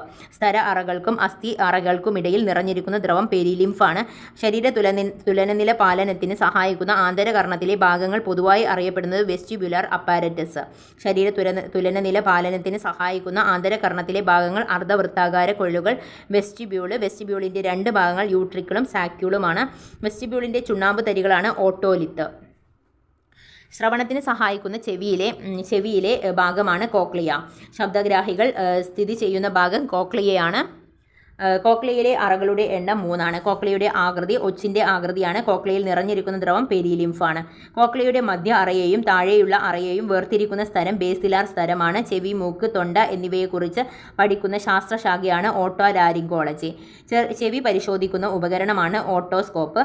കേൾവി പരിമിതി നേരിടുന്നവർക്ക് ഡിജിറ്റൽ ഹിയറിംഗ് എയ്ഡുകൾ ലഭ്യമാക്കുന്നതിനായി 2020 നവംബർ 1 ഉദ്ഘാടനം ചെയ്യപ്പെട്ട പദ്ധതി ഏതാണ്? ശ്രവണാണ്. ശ്രവൺ പരിധി മറികടക്കാൻ സ്വീകരിക്കുന്ന ചികിത്സാ രീതിയാണ് കോക്ലിയർ ഇംപ്ലാന്റ്. നാവിൽ രുചി അറിയാൻ സഹായിക്കുന്നത് രാസഗ്രാഹികളാണ്. രാസഗ്രാഹികൾ കൂടുതലായും കാണപ്പെടുന്നത് നാവിൻ്റെ ഉപരിതലത്തിലാണ്. നാവിൻ്റെ ഉപരിതലത്തിൽ ഉയർന്നു നിൽക്കുന്ന ഭാഗങ്ങൾ പാപ്പിലകളാണ്. പാപ്പിലകളിൽ കാണപ്പെടുന്ന രാസഗ്രാഹി കോശങ്ങളാണ് സ്വാദുമുകുളങ്ങൾ ഗ്ലസ്റ്റേറ്ററി ഗ്രാഹി കോശങ്ങൾ അടങ്ങിയിരിക്കുന്നു. പ്രാഥമിക രുചികൾ എന്നറിയപ്പെടുന്നത് മധുരം, കയ്പ്, പുളി, ഉപ്പ്, ഉമാമി, ഒലിയോഗസ്റ്റസ്. നാവിൽ തിരിച്ചറിയാൻ കഴിയുന്ന 5ാമത്തെ പ്രാഥമിക രുചിയാണ് ഉമാമി. ജപ്പാനീസ് ഭാഷയിൽ ഉമാമി എന്ന പദത്തിനർത്ഥം സന്തോഷകരമായിട്ടുള്ളത്. ഉമാമി രുചി തരുന്ന ഘടകങ്ങളുടെ ഭക്ഷണ പദാർത്ഥങ്ങൾ പാൽ, മാംസം, കടൽ വിഭവങ്ങൾ, കൂണ്. നാവിന് തിരിച്ചറിയാൻ കഴിയുന്ന 6ാമത്തെ പ്രാഥമിക രുചിയാണ് ഓലിയോഗസ്റ്റസ്. ഇത് കൊഴുപ്പിൻ്റെ രുചിയാണ്. മധുരത്തിന് കാരണമാകുന്ന സ്വാദുമുകുളങ്ങൾ കാണപ്പെടുന്ന നാവിൻ്റെ മുൻഭാഗത്ത്. പുളിക്കും ഉപ്പുരസത്തിനും കാരണമാകുന്ന സ്വാദുമുകുളങ്ങൾ കാണപ്പെടുന്നത് നാവിൻ്റെ ഇരുവശങ്ങളിലാണ്. കയ്പിന് കാരണമാകുന്ന സ്വാദുമുകുളങ്ങൾ കാണപ്പെടുന്നത് നാവിൻ്റെ ഉൾവശത്താണ്. നാവിൻ്റെ ചലനവുമായി ബന്ധപ്പെട്ട നാഡിയാണ് ഹൈപ്പോഗ്ലോസൽ നാഡി. നാവിനെ ബാധിക്കുന്ന ഒരു രോഗമാണ് റെഡ് ബീഫ് ഡക്ക്. ഇനി മൂക്കാണ്. മൂക്കിനെ കുറിച്ചുള്ള പഠനമാണ് റീനോളജി. ഗന്ധം തിരിച്ചറിയുവാനുള്ള ഇന്ദ്രിയം മൂക്കാണ്. ഗന്ധം തിരിച്ചറിയാൻ സഹായിക്കുന്ന മൂക്കിലെ ഗന്ധഗ്രാഹികളാണ്. ഗ്രഹണവുമായി ബന്ധപ്പെട്ട നാഡിയാണ് ഓൾ ഫാക്ടറി നെർവ്. മൂക്കിൽ നിന്നുള്ള രക്തസ്രാവം അറിയപ്പെടുന്നത് എപ്പിസ്റ്റാക്സിസ്. ഗന്ധം തിരിച്ചറിയാനാവാത്ത അവസ്ഥ അനോസ്മിയ. ത്വക്കിനെ കുറിച്ചുള്ള പഠനം ഡെർമറ്റോളജി. ശരീരത്തിലെ ഏറ്റവും വലിയ ജ്ഞാനേന്ദ്രിയം ത്വക്കാണ്. ശരീരത്തിലെ ഏറ്റവും വലിയ അവയവം ത്വക്ക്. മനുഷ്യ ശരീരത്തിൽ താപനില സ്ഥിരമായി നിലനിർത്തുന്ന അവയവം ത്വക്കാണ്. ത്വക്കിലൂടെ തിരിച്ചറിയാൻ സാധിക്കുന്ന സംവേദങ്ങൾ സ്പർശം, മർദ്ദം, ചൂട്, തണുപ്പ്, വേദന. ത്വക്കിലെ വിസർജന ഗ്രന്ഥികൾ സ്വേദഗ്രന്ഥികൾ, സെബേഷ്യൻ ഗ്രന്ഥികൾ. ത്വക്കിനും രോമത്തിനും മൃദുത്വം നൽകുന്ന ദ്രാവകം സെബമാണ്. ത്വക്കിലെ ഏറ്റവും കട്ടി കുറഞ്ഞ പാളി അതിചർമ്മമാണ്. ത്വക്കിലെ മേൽപ്പാളിയായിട്ടുള്ള അതിചർമ്മം ഉരുണ്ടുകൂടി ഉണ്ടാകുന്ന ചെറിയ മുഴകളാണ് അരിമ്പാറയ്ക്ക് കാരണമാകുന്ന സൂക്ഷ്മമായിട്ടുള്ള ജീവിയാണ് ത്വക്കിൻ്റെ മേൽപ്പാളിയായ അതിചർമ്മത്തിൻ്റെ മേൽപ്പാട അടർന്നു വീഴുന്ന രോഗമാണ് സോറിയാസിസ്. ത്വക്കിൻ്റെ നിറം നൽകുന്ന വർണ്ണവസ്തുവാണ് മെലാനിൻ. അൾട്രാവയലറ്റ് രശ്മികളിൽ നിന്നും ശരീരത്തെ സംരക്ഷിക്കുന്നത് മെലാനിനാണ്. മെലാനിൻ്റെ കുറവ് മൂലം ഉണ്ടാകുന്ന രോഗം ആൽബിനിസമാണ്. ത്വക്കിനെ ബാധിക്കുന്ന മറ്റു രോഗങ്ങളാണ് ഡെർമറ്റൈറ്റിസും കാൽഡൈസിസും മെലനോമ, പാണ്ട്, എക്സിമ. മനുഷ്യ ശരീരത്തിലെ തൊലി മുഴുവൻ മാറി പുതിയതാകാൻ വേണ്ട കാലാവധി 27-30 ദിവസമാണ്. ശരീരത്തിൻ്റെ ഏത് പ്രവർത്തനം ക്രമീകരിച്ച് നിർത്താനാണ് വിയർക്കൽ സഹായിക്കുന്നത്? താപനില. ഇനി SCRT ക്വസ്റ്റ്യൻ പൂളാണ്. രുചി എന്ന അനുഭവവുമായി ബന്ധപ്പെട്ട് പ്രവർത്തനങ്ങളിൽ താഴെ കൊടുത്തിരിക്കുന്ന അവയിലെ ശരിയായിട്ടുള്ള രീതി ക്രമീകരിക്കുക. ആവേഗങ്ങൾ രൂപപ്പെടുന്നു, സ്വാദുഗ്രാഹികൾ ഉദ്ദീപിപ്പിക്കുന്നു, ആവേഗങ്ങൾ മസ്തിഷ്കത്തിലെത്തുന്നു, രുചി എന്ന അനുഭവം രൂപപ്പെടുന്നു, പദാർത്ഥ കണികകൾ ഉമിനീരിൽ ലയിക്കുന്നു. അപ്പോൾ ഫസ്റ്റത്തത് പദാർത്ഥ കണികകൾ ഉമിനീരിൽ ലയിക്കുന്നു. രണ്ടാമത്തത് സ്വാദുഗ്രാഹികൾ ഉദ്ദീപിപ്പിക്കപ്പെടുന്നു. മൂന്നാമത്തത് ആവേഗങ്ങൾ രൂപപ്പെടുന്നു. നാലാണെങ്കിൽ ആവേഗങ്ങൾ മസ്തിഷ്കത്തിൽ എത്തുന്നു. അഞ്ചാണെങ്കിൽ രുചി എന്ന അനുഭവം രൂപപ്പെടുന്നു. ഇനി ശരിയായ ജോഡി തിരഞ്ഞെടുക്കുക. സ്റ്റേപ്പിസിൻ്റെ കമ്പനം കോക്ലിയയിലെ ദ്രവത്തിൻ്റെ ചലനമാണ്. ബേസിലാർ സ്തരത്തിലെ രോമകോശങ്ങൾ ശരീര തുലന പരിപാലനം. സ്റ്റേപ്പിസിൻ്റെ കമ്പനം കോക്ലിയയിലെ ദ്രവത്തിൻ്റെ ചലനമാണ്.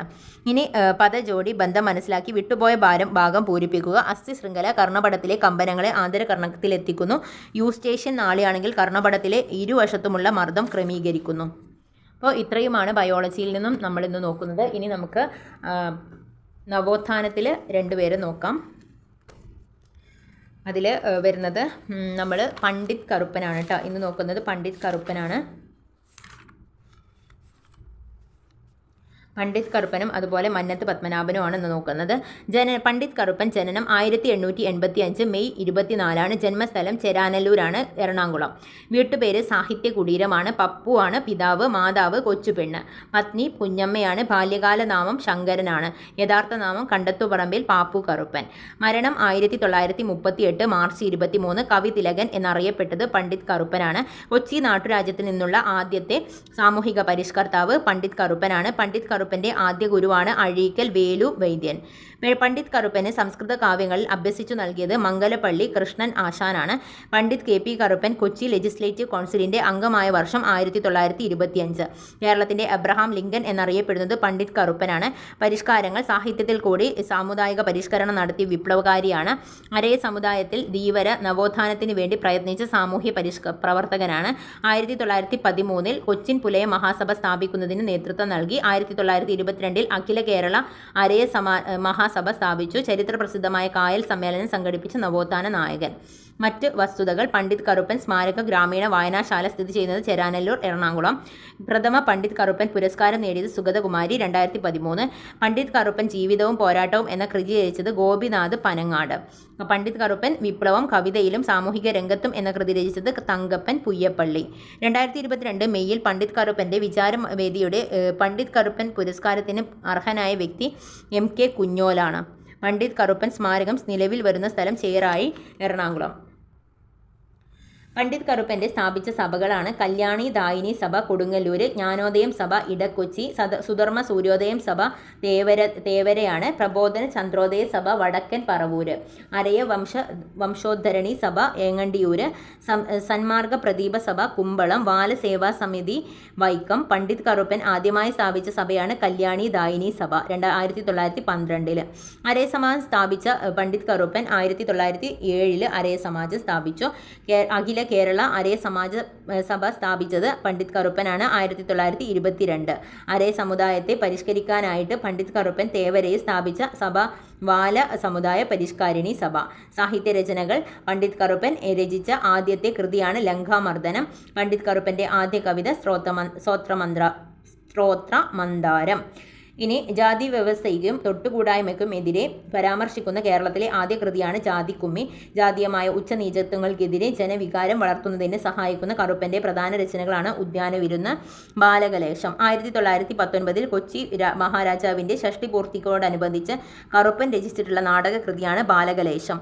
താഴ്ന്ന ജാതിയിൽപ്പെട്ട ജനങ്ങൾക്കിടയിൽ അന്ധവിശ്വാസത്തിനെതിരെ അവബോധം സൃഷ്ടിക്കുന്നതിനു വേണ്ടി കറുപ്പൻ രചിച്ച കൃതിയാണ് ആചാരഭൂഷണം. പണ്ഡിറ്റ് കറുപ്പൻ്റെ സാഹിത്യരചനകളിൽ വളരെയധികം ശ്രദ്ധിക്കപ്പെട്ട കവിതയാണ് ഉദ്യാനവിരുന്ന്. TK മാധവന്റെ നിര്യാണത്തെ തുടർന്ന് പണ്ഡിറ്റ് കറുപ്പൻ രചിച്ച കൃതിയാണ് ചരമഗീതം. ചട്ടമ്പി സ്വാമികളുടെ വേർപാടുമായി ബന്ധപ്പെട്ട് പണ്ഡിറ്റ് കറുപ്പൻ രചിച്ച കൃതിയാണ് സമാധി സപ്താഹം. പണ്ഡിറ്റ് കറുപ്പന്റെ പ്രധാന കൃതികൾ ജാതിക്കുമ്മി, സമാധി സപ്താഹം, ബാലോദ്യാനം, സൗദാമിനി, കാട്ടിലെ ജ്യേഷ്ഠൻ, കാവ്യപേടകം, അരയ പ്രശസ്തി, ആചാരഭൂഷണം, തിരുനാൾ കുമ്മി, കൈരളി കൗതുകം, രാജരാജപർവം, പാവങ്ങളുടെ പാട്ട്, കാളിയ മർദ്ദനം, തുള്ളൽ, ശാകുന്തളം, വഞ്ചിപ്പാട്ട്, രാജഹർഷി സ്മരണകൾ, ധീവര തരുണിയുടെ വിലാപം, കേരളത്തിലെ സാമുദായിക ഗാനകലകൾ, ശകുന്തള, ഉർവശി, സ്തോത്രമന്ദാരം, ദീനസ്വരം, ധർമ്മകാഹളം, ചിത്രലേഖ, ജൂബിലി ഗാനം, സുഗതസുക്തം, ജീവചരിതം, ലളിതോപഹാരം, വഞ്ചിത വിമാനം. നാടകങ്ങൾ: ബാലകലേശം, പഞ്ചവാടി, ലങ്കാമർദ്ദനം, ധ്രുവചരിതം, എഡ്വേർഡ് വിജയം, ഊലൂബാഖ്യാനം. വിശേഷണങ്ങൾ: പണ്ഡിറ്റ് കറുപ്പന് കവിതുലക പട്ടം നൽകിയത് കൊച്ചി രാജാവാണ്. പണ്ഡിറ്റ് കറുപ്പനെ സാഹിത്യ നിപുണൻ എന്ന് വിശേഷിപ്പിച്ചത് കൊച്ചി രാജാവാണ്. പണ്ഡിറ്റ് കറുപ്പൻ വിദ്വാൻ എന്ന സ്ഥാനപ്പേര് നൽകിയത് കേരളവർമ്മ വലിയ കോയി തമ്പുരാനാണ് 1913. 1913 ചരിത്ര പ്രാധാന്യമുള്ള കായൽ സമ്മേളനത്തിൽ നേതൃത്വം വഹിച്ച മഹത് വ്യക്തി ആര് എന്നാണ്. അത് പണ്ഡിറ്റ് കറുപ്പനാണ്. ഇനി മന്നത്ത് പത്മനാഭനെ കുറിച്ച് നോക്കാം. 1878 ജനുവരി 2 ജനനം. പെരുന്ന കോട്ടയത്താണ് ജന്മസ്ഥലം. മന്നത്ത് തറവാട്. ഈശ്വരൻ നമ്പൂതിരിയാണ് പിതാവ്. മന്നത്ത് പാർവതി അമ്മയാണ് മാതാവ്. പത്നി തോട്ടക്കാട് മാധവിയമ്മ. മരണം 1970 ഫെബ്രുവരി 25. കേരളത്തിലെ മദൻ മോഹൻ മാളവ്യ എന്നറിയപ്പെട്ടിരുന്നത് മന്നത്ത് പത്മനാഭനാണ്. കേരളത്തിൻ്റെ മദൻ മോഹൻ മാളവ്യ എന്ന് മന്നത്ത് പത്മനാഭനെ വിശേഷിപ്പിച്ചത് സർദാർ KM പണിക്കരാണ്. ഭാരതകേസരി എന്നറിയപ്പെടുന്നത് മന്നത്ത് പത്മനാഭനാണ്. മന്നത്ത് പത്മനാഭന് ഡോക്ടർ രാജേന്ദ്ര പ്രസാദിൽ നിന്നും ഭാരതകേസരി എന്ന ബഹുമതി ലഭിച്ച വർഷം 1959. മന്നത്ത് പത്മനാഭൻ INCയിൽ അംഗത്വം നേടിയത് 1947. തിരുവിതാംകൂറിൽ ലെജിസ്ലേറ്റീവ് അസംബ്ലിയിൽ മന്നത്ത് പത്മനാഭന് അംഗത്വം ലഭിച്ചത് 1949. തിരുവിതാംകൂർ ദേവസ്വം ബോർഡിൻ്റെ ആദ്യ പ്രസിഡന്റ് മന്നത്ത് പത്മനാഭൻ. 1959 EMS മന്ത്രിസഭയ്ക്കെതിരെ വിമോചന സമരത്തിന് നേതൃത്വം നൽകിയത് മന്നത്ത് പത്മനാഭൻ. വിമോചന സമരം എന്ന പദം ഉപയോഗിച്ചത് പനമ്പിള്ളി ഗോവിന്ദമേനോൻ. വിമോചന സമരം ആരംഭിച്ചത് 1959 ജൂൺ 12 ഗുരുവായൂർ സത്യാഗ്രഹ കമ്മിറ്റിയുടെ പ്രസിഡന്റ് മന്നത്ത് പത്മനാഭൻ 1931. ഓക്സ്ഫോർഡ് സർവകലാശാലയിലെ മലയാളത്തിൽ പ്രസംഗിച്ച ഒരേയൊരു നവോത്ഥാന നായകൻ മന്നത്ത് പത്മനാഭൻ 1959. കൊച്ചി ലെജിസ്ലേറ്റീവ് അസംബ്ലിയിൽ അംഗമായ ആദ്യ വനിതയാണ് തോട്ടക്കാട് മാധവിയമ്മ. മന്നത്ത് പത്മനാഭന്റെ ഭാര്യയാണ്. 1929 നടന്ന NSSന്റെ ആദ്യ വനിതാ സമ്മേളനത്തിൽ അധ്യക്ഷയായിരുന്നത് തോട്ടക്കാടി മാധവിയമ്മയാണ്. 1947 മുതുകുളം പ്രസംഗം നടത്തിയത് മന്നത്ത് പത്മനാഭനാണ്. 1935 കോഴഞ്ചേരി പ്രസംഗം നടത്തിയത് ആരാണ്? അത് C കേശവനാണ്. ഇനി പരിഷ്കാരങ്ങളാണ്. താലികെട്ട് കല്യാണം എന്ന ശൈശവ വിവാഹം നിർത്തലാക്കാൻ പരിശ്രമിച്ച സാമൂഹിക പരിഷ്കർത്താവാണ്. ജാതി വിവേചനമില്ലാതെ തൻ്റെ കുടുംബക്ഷേത്രം എല്ലാവർക്കുമായി തുറന്നുകൊടുത്ത നവോത്ഥാന നായകൻ. വൈക്കം സത്യാഗ്രഹത്തെ തുടർന്ന് സവർണ ജാഥ നയിച്ചു. നായർ സർവീസ് സൊസൈറ്റി മന്നത്ത് പത്മനാഭന്റെ പ്രവർത്തന ഫലമായി രൂപം കൊണ്ട സംഘടനയാണ് നായർ സർവീസ് സൊസൈറ്റി. രൂപം കൊണ്ട വർഷം 1914 ഒക്ടോബർ 31.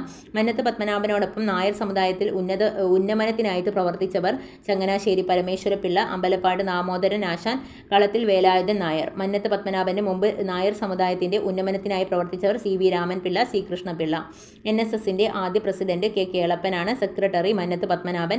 ട്രഷറർ പനങ്ങോട് കേശവ പണിക്കർ.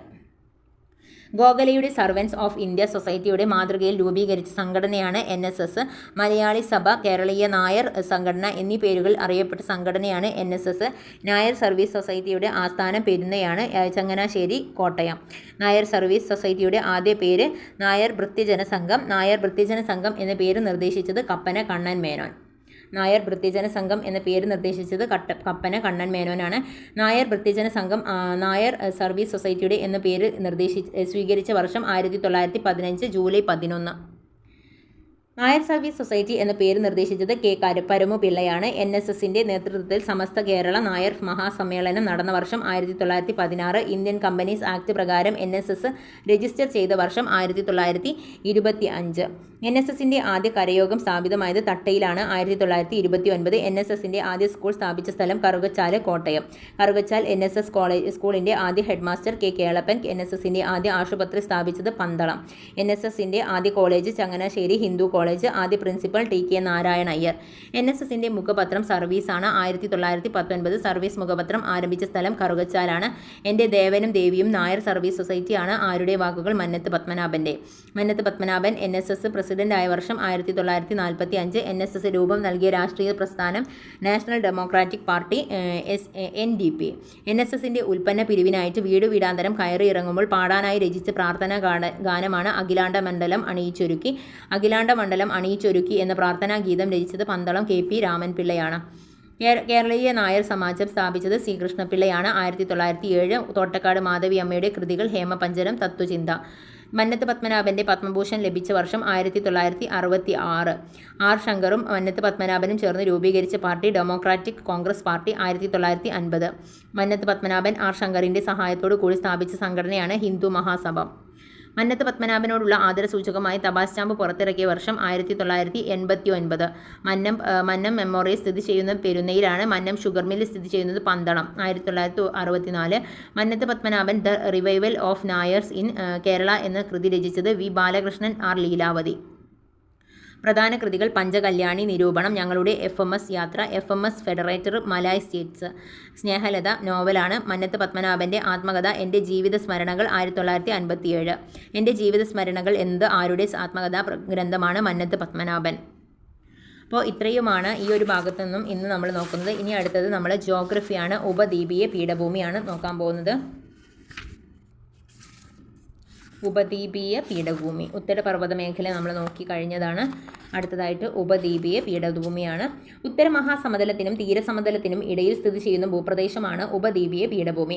ഉറപ്പേറിയ ശിലകളാൽ നിർമ്മിതമാണ്. ഇന്ത്യയിലെ ഏറ്റവും പഴക്കമേറിയിട്ടുള്ള ഭൂവിഭാഗമാണ് ഉപദ്വീപീയ പീഠഭൂമി.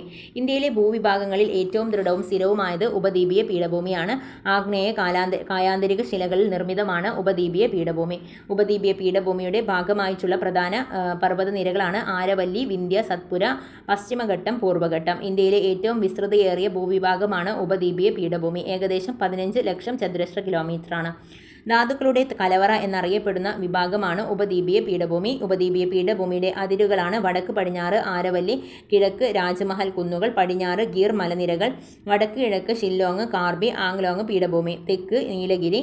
ഉപദ്വീപീയ പീഠഭൂമിയിലെ പ്രധാന ധാതു വിഭവങ്ങളാണ് ഇരുമ്പയിര്, കൽക്കരി, മാംഗനീസ്, ബോക്സൈറ്റ്, ചുണ്ണാമ്പുകല്ല്. ഉപദ്വീപീയ പീഠഭൂമിയുടെ കൃഷി ചെയ്യുന്ന പ്രധാന കാർഷിക വിളകളാണ് പരുത്തി, പയർവർഗ്ഗങ്ങൾ, നിലക്കടല, കരിമ്പ്, ചോളം, റാഗി, മുളക്. ഉപദ്വീപീയ പീഠഭൂമിയിലെ പ്രധാനപ്പെട്ട ഭൂപ്രദേശങ്ങൾ പ്രകൃതി വിഭാഗങ്ങളാണ് ഡക്കാൻ പീഠഭൂമി, മധ്യ ഉന്നതതടം, വടക്ക് കിഴക്കൻ പീഠഭൂമി. ഡക്കാൻ പീഠഭൂമി ഉപദ്വീപീയ പീഠഭൂമിയുടെ തെക്ക് ഭാഗത്ത് സ്ഥിതി ചെയ്യുന്ന പീഠഭൂമിയാണ് ഡക്കാൻ പീഠഭൂമി. പശ്ചിമഘട്ടം, പൂർവ്വഘട്ടം എന്നീ മലനിരകൾക്കിടയിലായിട്ട് സ്ഥിതി ചെയ്യുന്ന പീഠഭൂമിയാണ് ഡക്കാൻ പീഠഭൂമി. ഇന്ത്യയിലെ ഏറ്റവും വലിയ പീഠഭൂമിയാണ് ഡക്കാൻ പീഠഭൂമി. ത്രികോണാകൃതിയിൽ നർമ്മദ നദിയുടെ തെക്ക് ഭാഗത്ത് സ്ഥിതി ചെയ്യുന്ന പീഠഭൂമിയാണ് ഡക്കാൻ പീഠഭൂമി. ഡക്കാൻ പീഠഭൂമിയുടെ കിഴക്ക് ഭാഗം അറിയപ്പെടുന്നത് പൂർവ്വഘട്ടമാണ്. ഡക്കാൻ പീഠഭൂമിയുടെ പ്രധാന ആഗ്നേയശില ബസാൾട്ട്. ഡക്കാനിന്റെ രാജ്ഞി എന്നറിയപ്പെടുന്ന പട്ടണം പൂനെയാണ്, മഹാരാഷ്ട്ര.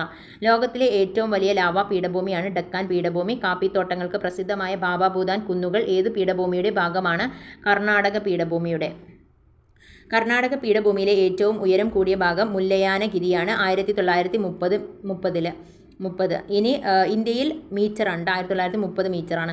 ഇന്ത്യയിൽ ഏറ്റവും പഴക്കമേറിയ ശിലകൾ കണ്ടെത്തിയിട്ടുള്ള പ്രദേശം ദർവാർ പ്രദേശമാണ്, കർണാടക. ഡക്കാൻ പീഠഭൂമിയിലെ പ്രധാന മണ്ണിനം കറുത്ത മണ്ണാണ്. ലാവാശിലകൾക്ക് അപക്ഷയം സംഭവിച്ച് രൂപം കൊണ്ട മണ്ണാണ് കറുത്ത മണ്ണ്. പരുത്തി കൃഷിക്ക് അനുയോജ്യമായിട്ടുള്ള മണ്ണ് കറുത്ത മണ്ണാണ്. കറുത്ത പരുത്തി മണ്ണിന്റെ മറ്റൊരു പേര് റിഗർ മണ്ണാണ്. ഇന്ത്യയിലെ പരുത്തി കൃഷി ചെയ്യുന്ന പ്രധാന സംസ്ഥാനങ്ങൾ ഗുജറാത്ത്, മഹാരാഷ്ട്ര. ഡക്കാൻ പീഠഭൂമിയിലൂടെ ഒഴുകുന്ന പ്രധാന നദികളാണ് മഹാനദി, ഗോദാവരി, കൃഷ്ണ, കാവേരി. ഡക്കാൻ പീഠഭൂമിയിലെ വടക്ക് പടിഞ്ഞാറ് ഭാഗത്ത് ലാവ തണുത്തുറഞ്ഞുണ്ടായ മേഖലയാണ് ഡക്കാൻ ട്രാപ്പ് മേഖല, മധ്യ ഉന്നതതടം. നർമ്മദ നദിക്ക് വടക്കായി സ്ഥിതി ചെയ്യുന്ന ഉപദ്വീപീയ പീഠഭൂമിയുടെ വിഭാഗമാണ് മധ്യ ഉന്നതതടം. മധ്യ ഉന്നതതടത്തിന്റെ പടിഞ്ഞാറ് അതിർത്തിയായിട്ടുള്ള പർവ്വതനിരയാണ് ആരവല്ലി. വിന്ധ്യ പർവ്വതത്തിനും ആരവല്ലി നിരകൾക്കും ഇടയിൽ സ്ഥിതി ചെയ്യുന്ന പീഠഭൂമിയാണ് മാൾവ പീഠഭൂമി. മാൾവ പീഠഭൂമി സ്ഥിതി ചെയ്യുന്ന സംസ്ഥാനങ്ങളാണ് മധ്യപ്രദേശ്, രാജസ്ഥാൻ.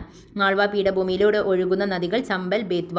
മധ്യ ഉന്നതതടത്തിന്റെ കിഴക്കൻ ഭാഗത്ത് കാണപ്പെടുന്ന പ്രധാന മലനിരയാണ് രാജ്മഹൽ ഹിൽസ്, ചാർഗഡ്. ഛോട്ടാ നാഗ്പൂർ പീഠഭൂമി ഇന്ത്യയുടെ ധാതു നിക്ഷേപ കലവറയാണ് എന്നറിയപ്പെടുന്ന പീഠഭൂമിയാണ് ഛോട്ടാ നാഗ്പൂർ പീഠഭൂമി. ഛോട്ടാ നാഗ്പൂർ പീഠഭൂമിയുടെ ഭാഗമായ ഏറ്റവും വലിയ ഉപപീഠഭൂമിയാണ് റാഞ്ചി. ഛോട്ടാ നാഗ്പൂർ പീഠഭൂമിയുടെ ഏറ്റവും ഉയർന്ന ഭാഗം പരേഷ്നാഥ് കുന്നുകളാണ്. മുകൾ ഭാഗം പരന്നതും കുത്തനെയുള്ള ചെരിവുകളോട് കൂടിയ മേശ പോലുള്ള പരന്ന ഭൂപ്രദേശമാണ് മെസ്സകൾ. ഛോട്ടാ നാഗ്പൂർ പീഠഭൂമിയിലെ ലാവ മൂടിയ മെസസിന്റെ ഭാഗം പ്രാദേശിക നാമമാണ് പാറ്റ്ലാൻഡ് പീഠഭൂമി. ഛോട്ടാ നാഗ്പൂർ പീഠഭൂമി വ്യാപിച്ചിരിക്കുന്ന സംസ്ഥാനങ്ങൾ ജാർഖണ്ഡ്, പശ്ചിമ ബംഗാൾ, ബീഹാർ, ഒഡീഷ, ഛത്തീസ്ഗഡ്. കായാന്തരിക ശിലകളും ആഗ്നേയ ശിലകളും പൊടിഞ്ഞു രൂപം കൊള്ളുന്ന മണ്ണാണ് ചെമ്മണ്ണ്. വടക്ക് കിഴക്കൻ പീഠഭൂമി. ഉപദ്വീപീയ പീഠഭൂമിയുടെ കിഴക്ക് ഭാഗത്തായാണ് വടക്ക് കിഴക്കൻ പീഠഭൂമി വ്യാപിച്ചു കിടക്കുന്നത്. ഉപദ്വീപീയ പീഠഭൂമിയുടെ വടക്ക് കിഴക്ക് തുടർച്ചയായിട്ട് കാണപ്പെടുന്ന മേഘാലയ പീഠഭൂമി, കാർബി ആംഗ്ലോങ് പീഠഭൂമി. ഇന്ത്യൻ ഉപദ്വീപിനെയും വടക്ക് കിഴക്കൻ ഇന്ത്യയെയും ബന്ധിപ്പിക്കുന്ന ഇടുങ്ങിയ ഭൂവിഭാഗമാണ് സിലിഗുറി കോറിഡോർ. മേഘാലയ പീഠഭൂമിയിലെ പ്രധാന ധാതു നിക്ഷേപങ്ങളാണ് കൽക്കരി, ഇരുമ്പയിര്, സിലിമിനേറ്റ്, ചുണ്ണാമ്പുകല്ല്, യുറേനിയം. ഈ ഉപദ്വീപീയ പീഠഭൂമിയെയും മേഘാലയയെയും വേർതിരിക്കുന്നത് മാൾഡ പീഠഭൂമിയാണ്. ഉപദ്വീപീയ പീഠഭൂമിയിലെ പ്രധാന പർവ്വതനിരകളാണ് ഉപദ്വീപീയ പീഠഭൂമിയിലെ പ്രധാനമായിട്ടുള്ള പർവ്വതനിരകളാണ് ആരവല്ലി, വിന്ധ്യ, സത്പുര, പശ്ചിമഘട്ടം, പൂർവ്വഘട്ടം. ആരവല്ലി നിരകൾ. ഇന്ത്യയിലെ ഏറ്റവും പഴക്കമേറിയ മടക്കുപർവ്വതമാണ് ആരവല്ലി പർവ്വതനിര. ആരവല്ലി രൂപീകൃതമായ മടക്കുപർവ്വതം ആയിട്ടാണെങ്കിലും അപക്ഷയ പ്രവർത്തനങ്ങളുടെ ഫലമായി അവശിഷ്ട പർവ്വതത്തിന്റെ പ്രത്യേകതകളും കാണിക്കുന്നുണ്ട്. ഇന്ത്യയുടെ വടക്ക് പടിഞ്ഞാറായി സ്ഥിതി ചെയ്യുന്ന ആരവല്ലി നിരയാണ് ആരവല്ലി. രാജസ്ഥാനെ കിഴക്കും പടിഞ്ഞാറുമായിട്ട് വേർതിരിക്കുന്ന പർവ്വതനിരയാണ് ആരവല്ലി. ആരവല്ലി പർവ്വതനിരയിലെ പ്രസിദ്ധ സുഖവാസ കേന്ദ്രം മൗണ്ട് അബു ആണ് രാജസ്ഥാൻ. മൗണ്ട് അബുവിൻ്റെ പഴയ പേര് അർബുദാഞ്ചൽ. ആരവല്ലി പർവ്വതനിരയിലെ ജൈന തീർത്ഥാടക കേന്ദ്രമാണ് ദിൽവാര ക്ഷേത്രം. മൗണ്ട് അബു. ആരവല്ലി പർവ്വതനിരയിലെ ഏറ്റവും ഉയരം കൂടിയ കൊടുമുടി മൗണ്ട് ഗുരുശിഖർ ആണ്. മൗണ്ട് അബുവിൽ സ്ഥിതി ചെയ്യുന്ന തടാകം നക്കി തടാകമാണ്. ഗാന്ധിജിയുടെ ചിതാഭസ്മം ഈ തടാകത്തിൽ നിമജ്ജനം ചെയ്തിട്ടുണ്ട്. മൗണ്ട് ഗുരുശിഖറിനെയും മൗണ്ട് അബുവിനെയും തമ്മിൽ വേർതിരിച്ചിരിക്കുന്ന ചുരങ്ങളാണ് ഹാർഡിഗഡ്, ഗോരൻഘട്ട് ചുരം. ഹാർഡിഗട്ട് ചുരം സ്ഥിതി ചെയ്യുന്ന പർവ്വതനിരയാണ് ആരവല്ലി. ആരവല്ലി നിരയുടെ താഴ്വരയിൽ സ്ഥിതി ചെയ്യുന്ന നഗരമാണ് അജ്മീർ. ഡൽഹിയുടെ ഭാഗമായിട്ടുള്ള ആരവല്ലി പർവ്വതനിരയിലെ കുന്നുകളാണ് റെയ്സിന കുന്നുകൾ, വിന്ധ്യ, സത്പുര നിരകൾ. ഇന്ത്യയെ വടക്കേ ഇന്ത്യയെന്നും തെക്കേ ഇന്ത്യയെന്നും വിഭജിക്കുന്ന പർവ്വതനിരയാണ് വിന്ധ്യാനിരകൾ. ഉത്തര മഹാസമതലത്തെ ഡെക്കാൻ പീഠഭൂമിയിൽ നിന്നും വേർതിരിക്കുന്ന പർവ്വതനിരയാണ് വിന്ധ്യ. വിന്ധ്യാനിരകൾക്ക് സമാന്തരമായിട്ട് നർമ്മദ, താപ്തി നദികൾക്കിടയിൽ സ്ഥിതി ചെയ്യുന്ന പർവ്വതനിരയാണ് സത്പുര നിരകൾ. 7 നിര എന്നറിയപ്പെടുന്ന പർവ്വതനിരയാണ് സത്പുര. വിന്ധ്യക്കും സത്പുരയ്ക്കും ഇടയിൽ സ്ഥിതി ചെയ്യുന്ന പർവ്വതനിരയാണ് മൈക്കല നിരകൾ. സത്പുര പർവ്വതത്തിൻ്റെ ഏറ്റവും ഉയരം കൂടിയ പർവ്വതം ധൂപ്ഗഡ് ആണ്, മധ്യപ്രദേശ്. സത്പുരയുടെ റാണി പച്ച്മാർഹിയാണ്. അസിർഗഡ് ചുരം സ്ഥിതി ചെയ്യുന്ന മലനിരയാണ് സത്പുര. ഡെക്കാനിലേക്കുള്ള കവാടം എന്നറിയപ്പെടുന്ന ചുരം അസിർഗഡ് ചുരമാണ്. നർമ്മദ, താപ്തി താഴ്വരകളെ തമ്മിൽ ബന്ധിപ്പിക്കുന്ന ചുരം അസിർഗഡ് ചുരമാണ്. പശ്ചിമഘട്ടം. അറബിക്കടലിൻ്റെ സമാന്തരമായി ഗുജറാത്തിലെ താപ്തി നദിയുടെ നദീമുഖം മുതൽ കന്യാകുമാരി വരെ 1600 കിലോമീറ്റർ ദൂരത്തിൽ വ്യാപിച്ചു കിടക്കുന്ന പർവ്വതനിരയാണ് പശ്ചിമഘട്ടം. പശ്ചിമഘട്ടത്തിൻ്റെ ശരാശരി വീതി 100 കിലോമീറ്റർ ആണ്. പശ്ചിമഘട്ടത്തിൻ്റെ ശരാശരി ഉയരം 1200 മീറ്റർ ആണ്. പശ്ചിമഘട്ടത്തിൻ്റെ കേരളത്തിലെ ശരാശരി ഉയരം 900 മീറ്റർ ആണ്. ഇന്ത്യയിലെ മഹത്തായ എസ്കാർപ്മെൻറ്റ് എന്ന് വിളിക്കുന്ന ഭൂരൂപമാണ് പശ്ചിമഘട്ടം. ഡെക്കാൻ പീഠഭൂമിയുടെ പടിഞ്ഞാറെ അതിർത്തി പശ്ചിമഘട്ടമാണ്. പശ്ചിമഘട്ടം കടന്നു പോകുന്ന ഇന്ത്യൻ സംസ്ഥാനങ്ങൾ ഗുജറാത്ത്, മഹാരാഷ്ട്ര, ഗോവ, കർണാടക, തമിഴ്നാട്, കേരളം. ഉപദ്വീപീയ പീഠഭൂമിയിലെ ഉയരമേറിയ കൊടുമുടിയാണ് ആനമുടി. ആനമുടി ഏഴിമല, ഏലമല, പളനിമല എന്നിങ്ങനെ സംഭവിക്കുന്ന കൊടുമുടിയാണ് ആനമുടി. പശ്ചിമഘട്ടത്തിലെ പ്രധാന സുഖവാസ കേന്ദ്രങ്ങൾ മത്രേൻ, ലെനോവാല, ഗാണ്ടാല, മഹാബലേശ്വർ, പഞ്ച്ഗാനി, അംബോളി, കുന്ദ്രേമുഖ്, കുടക്. ഇനി പശ്ചിമഘട്ടത്തിൻ്റെ ഉയരം കൂടിയ കൊടുമുടി ആനമുടിയാണ്. 1695 മീറ്ററാണ് കേരളത്തിൽ. തെക്കേ ഇന്ത്യയിലെ ഏറ്റവും ഉയരം കൂടിയ കൊടുമുടിയാണ് ആനമുടി. ഡെക്കാൻ പീഠഭൂമിയിലെ ഏറ്റവും ഉയരം കൂടിയ ഭാഗം ആനമുടിയാണ്. പശ്ചിമഘട്ടത്തിൻ്റെ പ്രധാന ചുരങ്ങൾ ബോർഘട്ട്, താൽഘട്ട്, പാലക്കാട് ചുരം, ചെങ്കോട്ട ചുരം. ബോർഘട്ട്, താൽഘട്ട് ചുരം സ്ഥിതി ചെയ്യുന്ന സംസ്ഥാനം മഹാരാഷ്ട്രയാണ്. പശ്ചിമഘട്ടം കേരളത്തിൽ അറിയപ്പെടുന്ന സഹ്യപർവ്വതം. പശ്ചിമഘട്ടം മഹാരാഷ്ട്ര, ഗോവ, കർണാടക എന്നീ സംസ്ഥാനങ്ങൾ അറിയപ്പെടുന്നത് സഹ്യാദ്രി. പശ്ചിമഘട്ടത്തിൻ്റെ തെക്കുഭാഗത്ത് സ്ഥിതി ചെയ്യുന്ന കുന്നുകൾ അറിയപ്പെടുന്നത് ഏലമല. പശ്ചിമഘട്ടം സ്ഥിതി ചെയ്യുന്ന ലോല മേഖല. പശ്ചിമഘട്ടത്തെ ലോല പൈതൃക കേന്ദ്രമായി യുനെസ്കോ തെരഞ്ഞെടുത്ത വർഷം 2012 ജൂലൈ 1. പശ്ചിമഘട്ടത്തിൽ നിന്നും ലോക പൈതൃക പട്ടികയിൽ ഉൾപ്പെടുത്തിയിരിക്കുന്ന കേന്ദ്രങ്ങളുടെ എണ്ണം 39 കേന്ദ്രങ്ങൾ, 20 എണ്ണം കേരളത്തിലാണ്. പരിസ്ഥിതി രംഗത്തെ നേട്ടത്തിന് അന്താരാഷ്ട്ര പുരസ്കാരമായ ടൈലർ പ്രൈസ് ലഭിച്ച രണ്ടാമത്തെ ഇന്ത്യക്കാരനാണ് ഡോക്ടർ മാധവ് ഗാഡ്ഗിൽ. ആദ്യ ഇന്ത്യക്കാരൻ ഡോക്ടർ MS സ്വാമിനാഥൻ. മൂന്നാമത് പവൻ സുഖ്ദേവ് ആണ്. പശ്ചിമഘട്ടത്തിൻ്റെ പരിസ്ഥിതി ആഘാതത്തെപ്പറ്റി പഠനം നടത്താൻ കേന്ദ്ര സർക്കാർ നിയോഗിച്ച കമ്മിറ്റിയാണ് Madhav Gadgil committee. 2010 Madhav Gadgil committee report പ്രകാരം കേരളത്തിലെ 12 താലൂക്കുകൾ പൂർണ്ണമായും 2 താലൂക്കുകൾ ഭാഗികമായും പരിസ്ഥിതി ലോല മേഖലകളാണ്. ഗാഡ്ഗിൽ കമ്മിറ്റി റിപ്പോർട്ട് സമർപ്പിച്ചത് 2011 ഓഗസ്റ്റ് 31. മാധവ് ഗാഡ്ഗിൽ കമ്മിറ്റി റിപ്പോർട്ടിനെ കുറിച്ച് പഠനം നടത്താൻ കേന്ദ്ര സർക്കാർ നിയോഗിച്ച കമ്മിറ്റിയാണ് കസ്തൂരി രംഗൻ കമ്മിറ്റി. കസ്തൂരി രംഗൻ കമ്മീഷൻ നിലവിൽ വന്നത് 2012 ഓഗസ്റ്റിലാണ്. പശ്ചിമഘട്ട മലനിരകളുടെ സംരക്ഷണത്തിനായിട്ട് ബന്ധപ്പെട്ട് കസ്തൂരി രംഗൻ റിപ്പോർട്ട് സമർപ്പിച്ചത് ഏത് വർഷമാണ്? 2013. കസ്തൂരി രംഗൻ കമ്മീഷൻ റിപ്പോർട്ട് പ്രകാരം കേരളത്തിലെ പരിസ്ഥിതി ലോല മേഖലകളിൽ ഉൾപ്പെടുന്ന വില്ലേജുകളുടെ എണ്ണം 123. കസ്തൂരി രംഗൻ റിപ്പോർട്ടിലെ ഭേദഗതികൾ പരിശോധിക്കാൻ കേരള സർക്കാർ നിയോഗിച്ച കമ്മിറ്റിയാണ് ഉമ്മൻ കമ്മിറ്റി. പഞ്ചനദികളുടെ നാട് എന്നറിയപ്പെടുന്ന സുഖവാസ കേന്ദ്രം മഹാബലേശ്വരാണ്. പഞ്ചനദികളുടെ നാട് എന്നറിയപ്പെടുന്ന ഇന്ത്യൻ സംസ്ഥാനം പഞ്ചാബാണ്. പശ്ചിമഘട്ട മലനിരകളിലെ ഏറ്റവും വലിയ പട്ടണം പൂനെയാണ്. മഹാരാഷ്ട്ര. പൂർവ്വഘട്ടം. ഡക്കാൻ പീഠഭൂമിയിലെ കിഴക്കേ അതിര് പൂർവ്വഘട്ടമാണ്.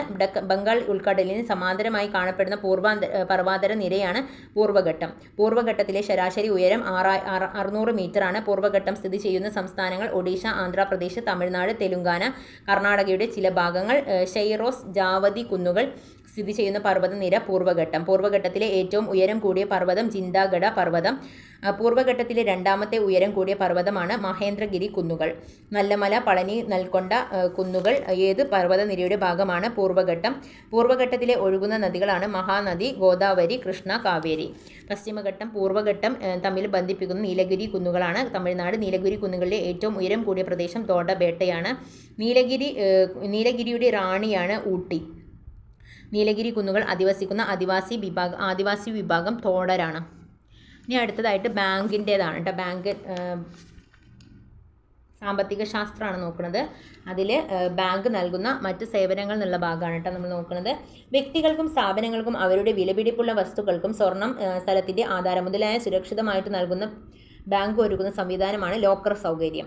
പണം ഒരു സ്ഥലത്ത് നിന്നും മറ്റൊരു സ്ഥലത്തേക്ക് അയക്കാൻ ബാങ്കുകൾ ഒരുക്കുന്ന സൗകര്യമാണ് ഡിമാൻഡ് ഡ്രാഫ്റ്റ്. ലോകത്തിൻ്റെ ഏതു ഭാഗത്തു നിന്നും സ്വന്തം അക്കൗണ്ടിലേക്കോ മറ്റൊരാളുടെ അക്കൗണ്ടിലേക്കോ പണം അയക്കുന്നതിന് ബാങ്ക് നൽകുന്ന സേവനമാണ് മെയിൽ ട്രാൻസ്ഫർ. മെയിൽ ട്രാൻസ്ഫറിനേക്കാൾ വേഗത്തിൽ സന്ദേശത്തിലൂടെ പണം അയക്കാൻ ബാങ്ക് ഏർപ്പെടുത്തിയിട്ടുള്ള സംവിധാനം ടെലിഗ്രാഫിക് ട്രാൻസ്ഫർ ആണ്. പണം കൈവശം കരുതാതെ കാർഡ് ഉപയോഗിച്ച് പണ ആവശ്യങ്ങൾ നിറവേറ്റാൻ ഉപയോഗിക്കുന്ന കാർഡുകളാണ് പ്ലാസ്റ്റിക് മണി. പണം കയ്യിൽ സൂക്ഷിക്കാതെ സാധനങ്ങൾ വാങ്ങാൻ സഹായിക്കുന്ന പ്ലാസ്റ്റിക് കാർഡാണ് ക്രെഡിറ്റ് കാർഡ്. ബാങ്കിൽ പോകാതെ ഏത് സമയത്തും പണം പിൻവലിക്കുവാനുള്ള സംവിധാനം ATM ആണ്. ATM വഴി പണം നിക്ഷേപിക്കുവാനും പിൻവലിക്കുവാനും ബാങ്ക് നൽകുന്ന കാർഡ് ATM ഡെബിറ്റ് കാർഡാണ്. ATMൻ്റെ പൂർണ്ണരൂപം ഓട്ടോമേറ്റഡ് ടെല്ലർ മെഷീൻ.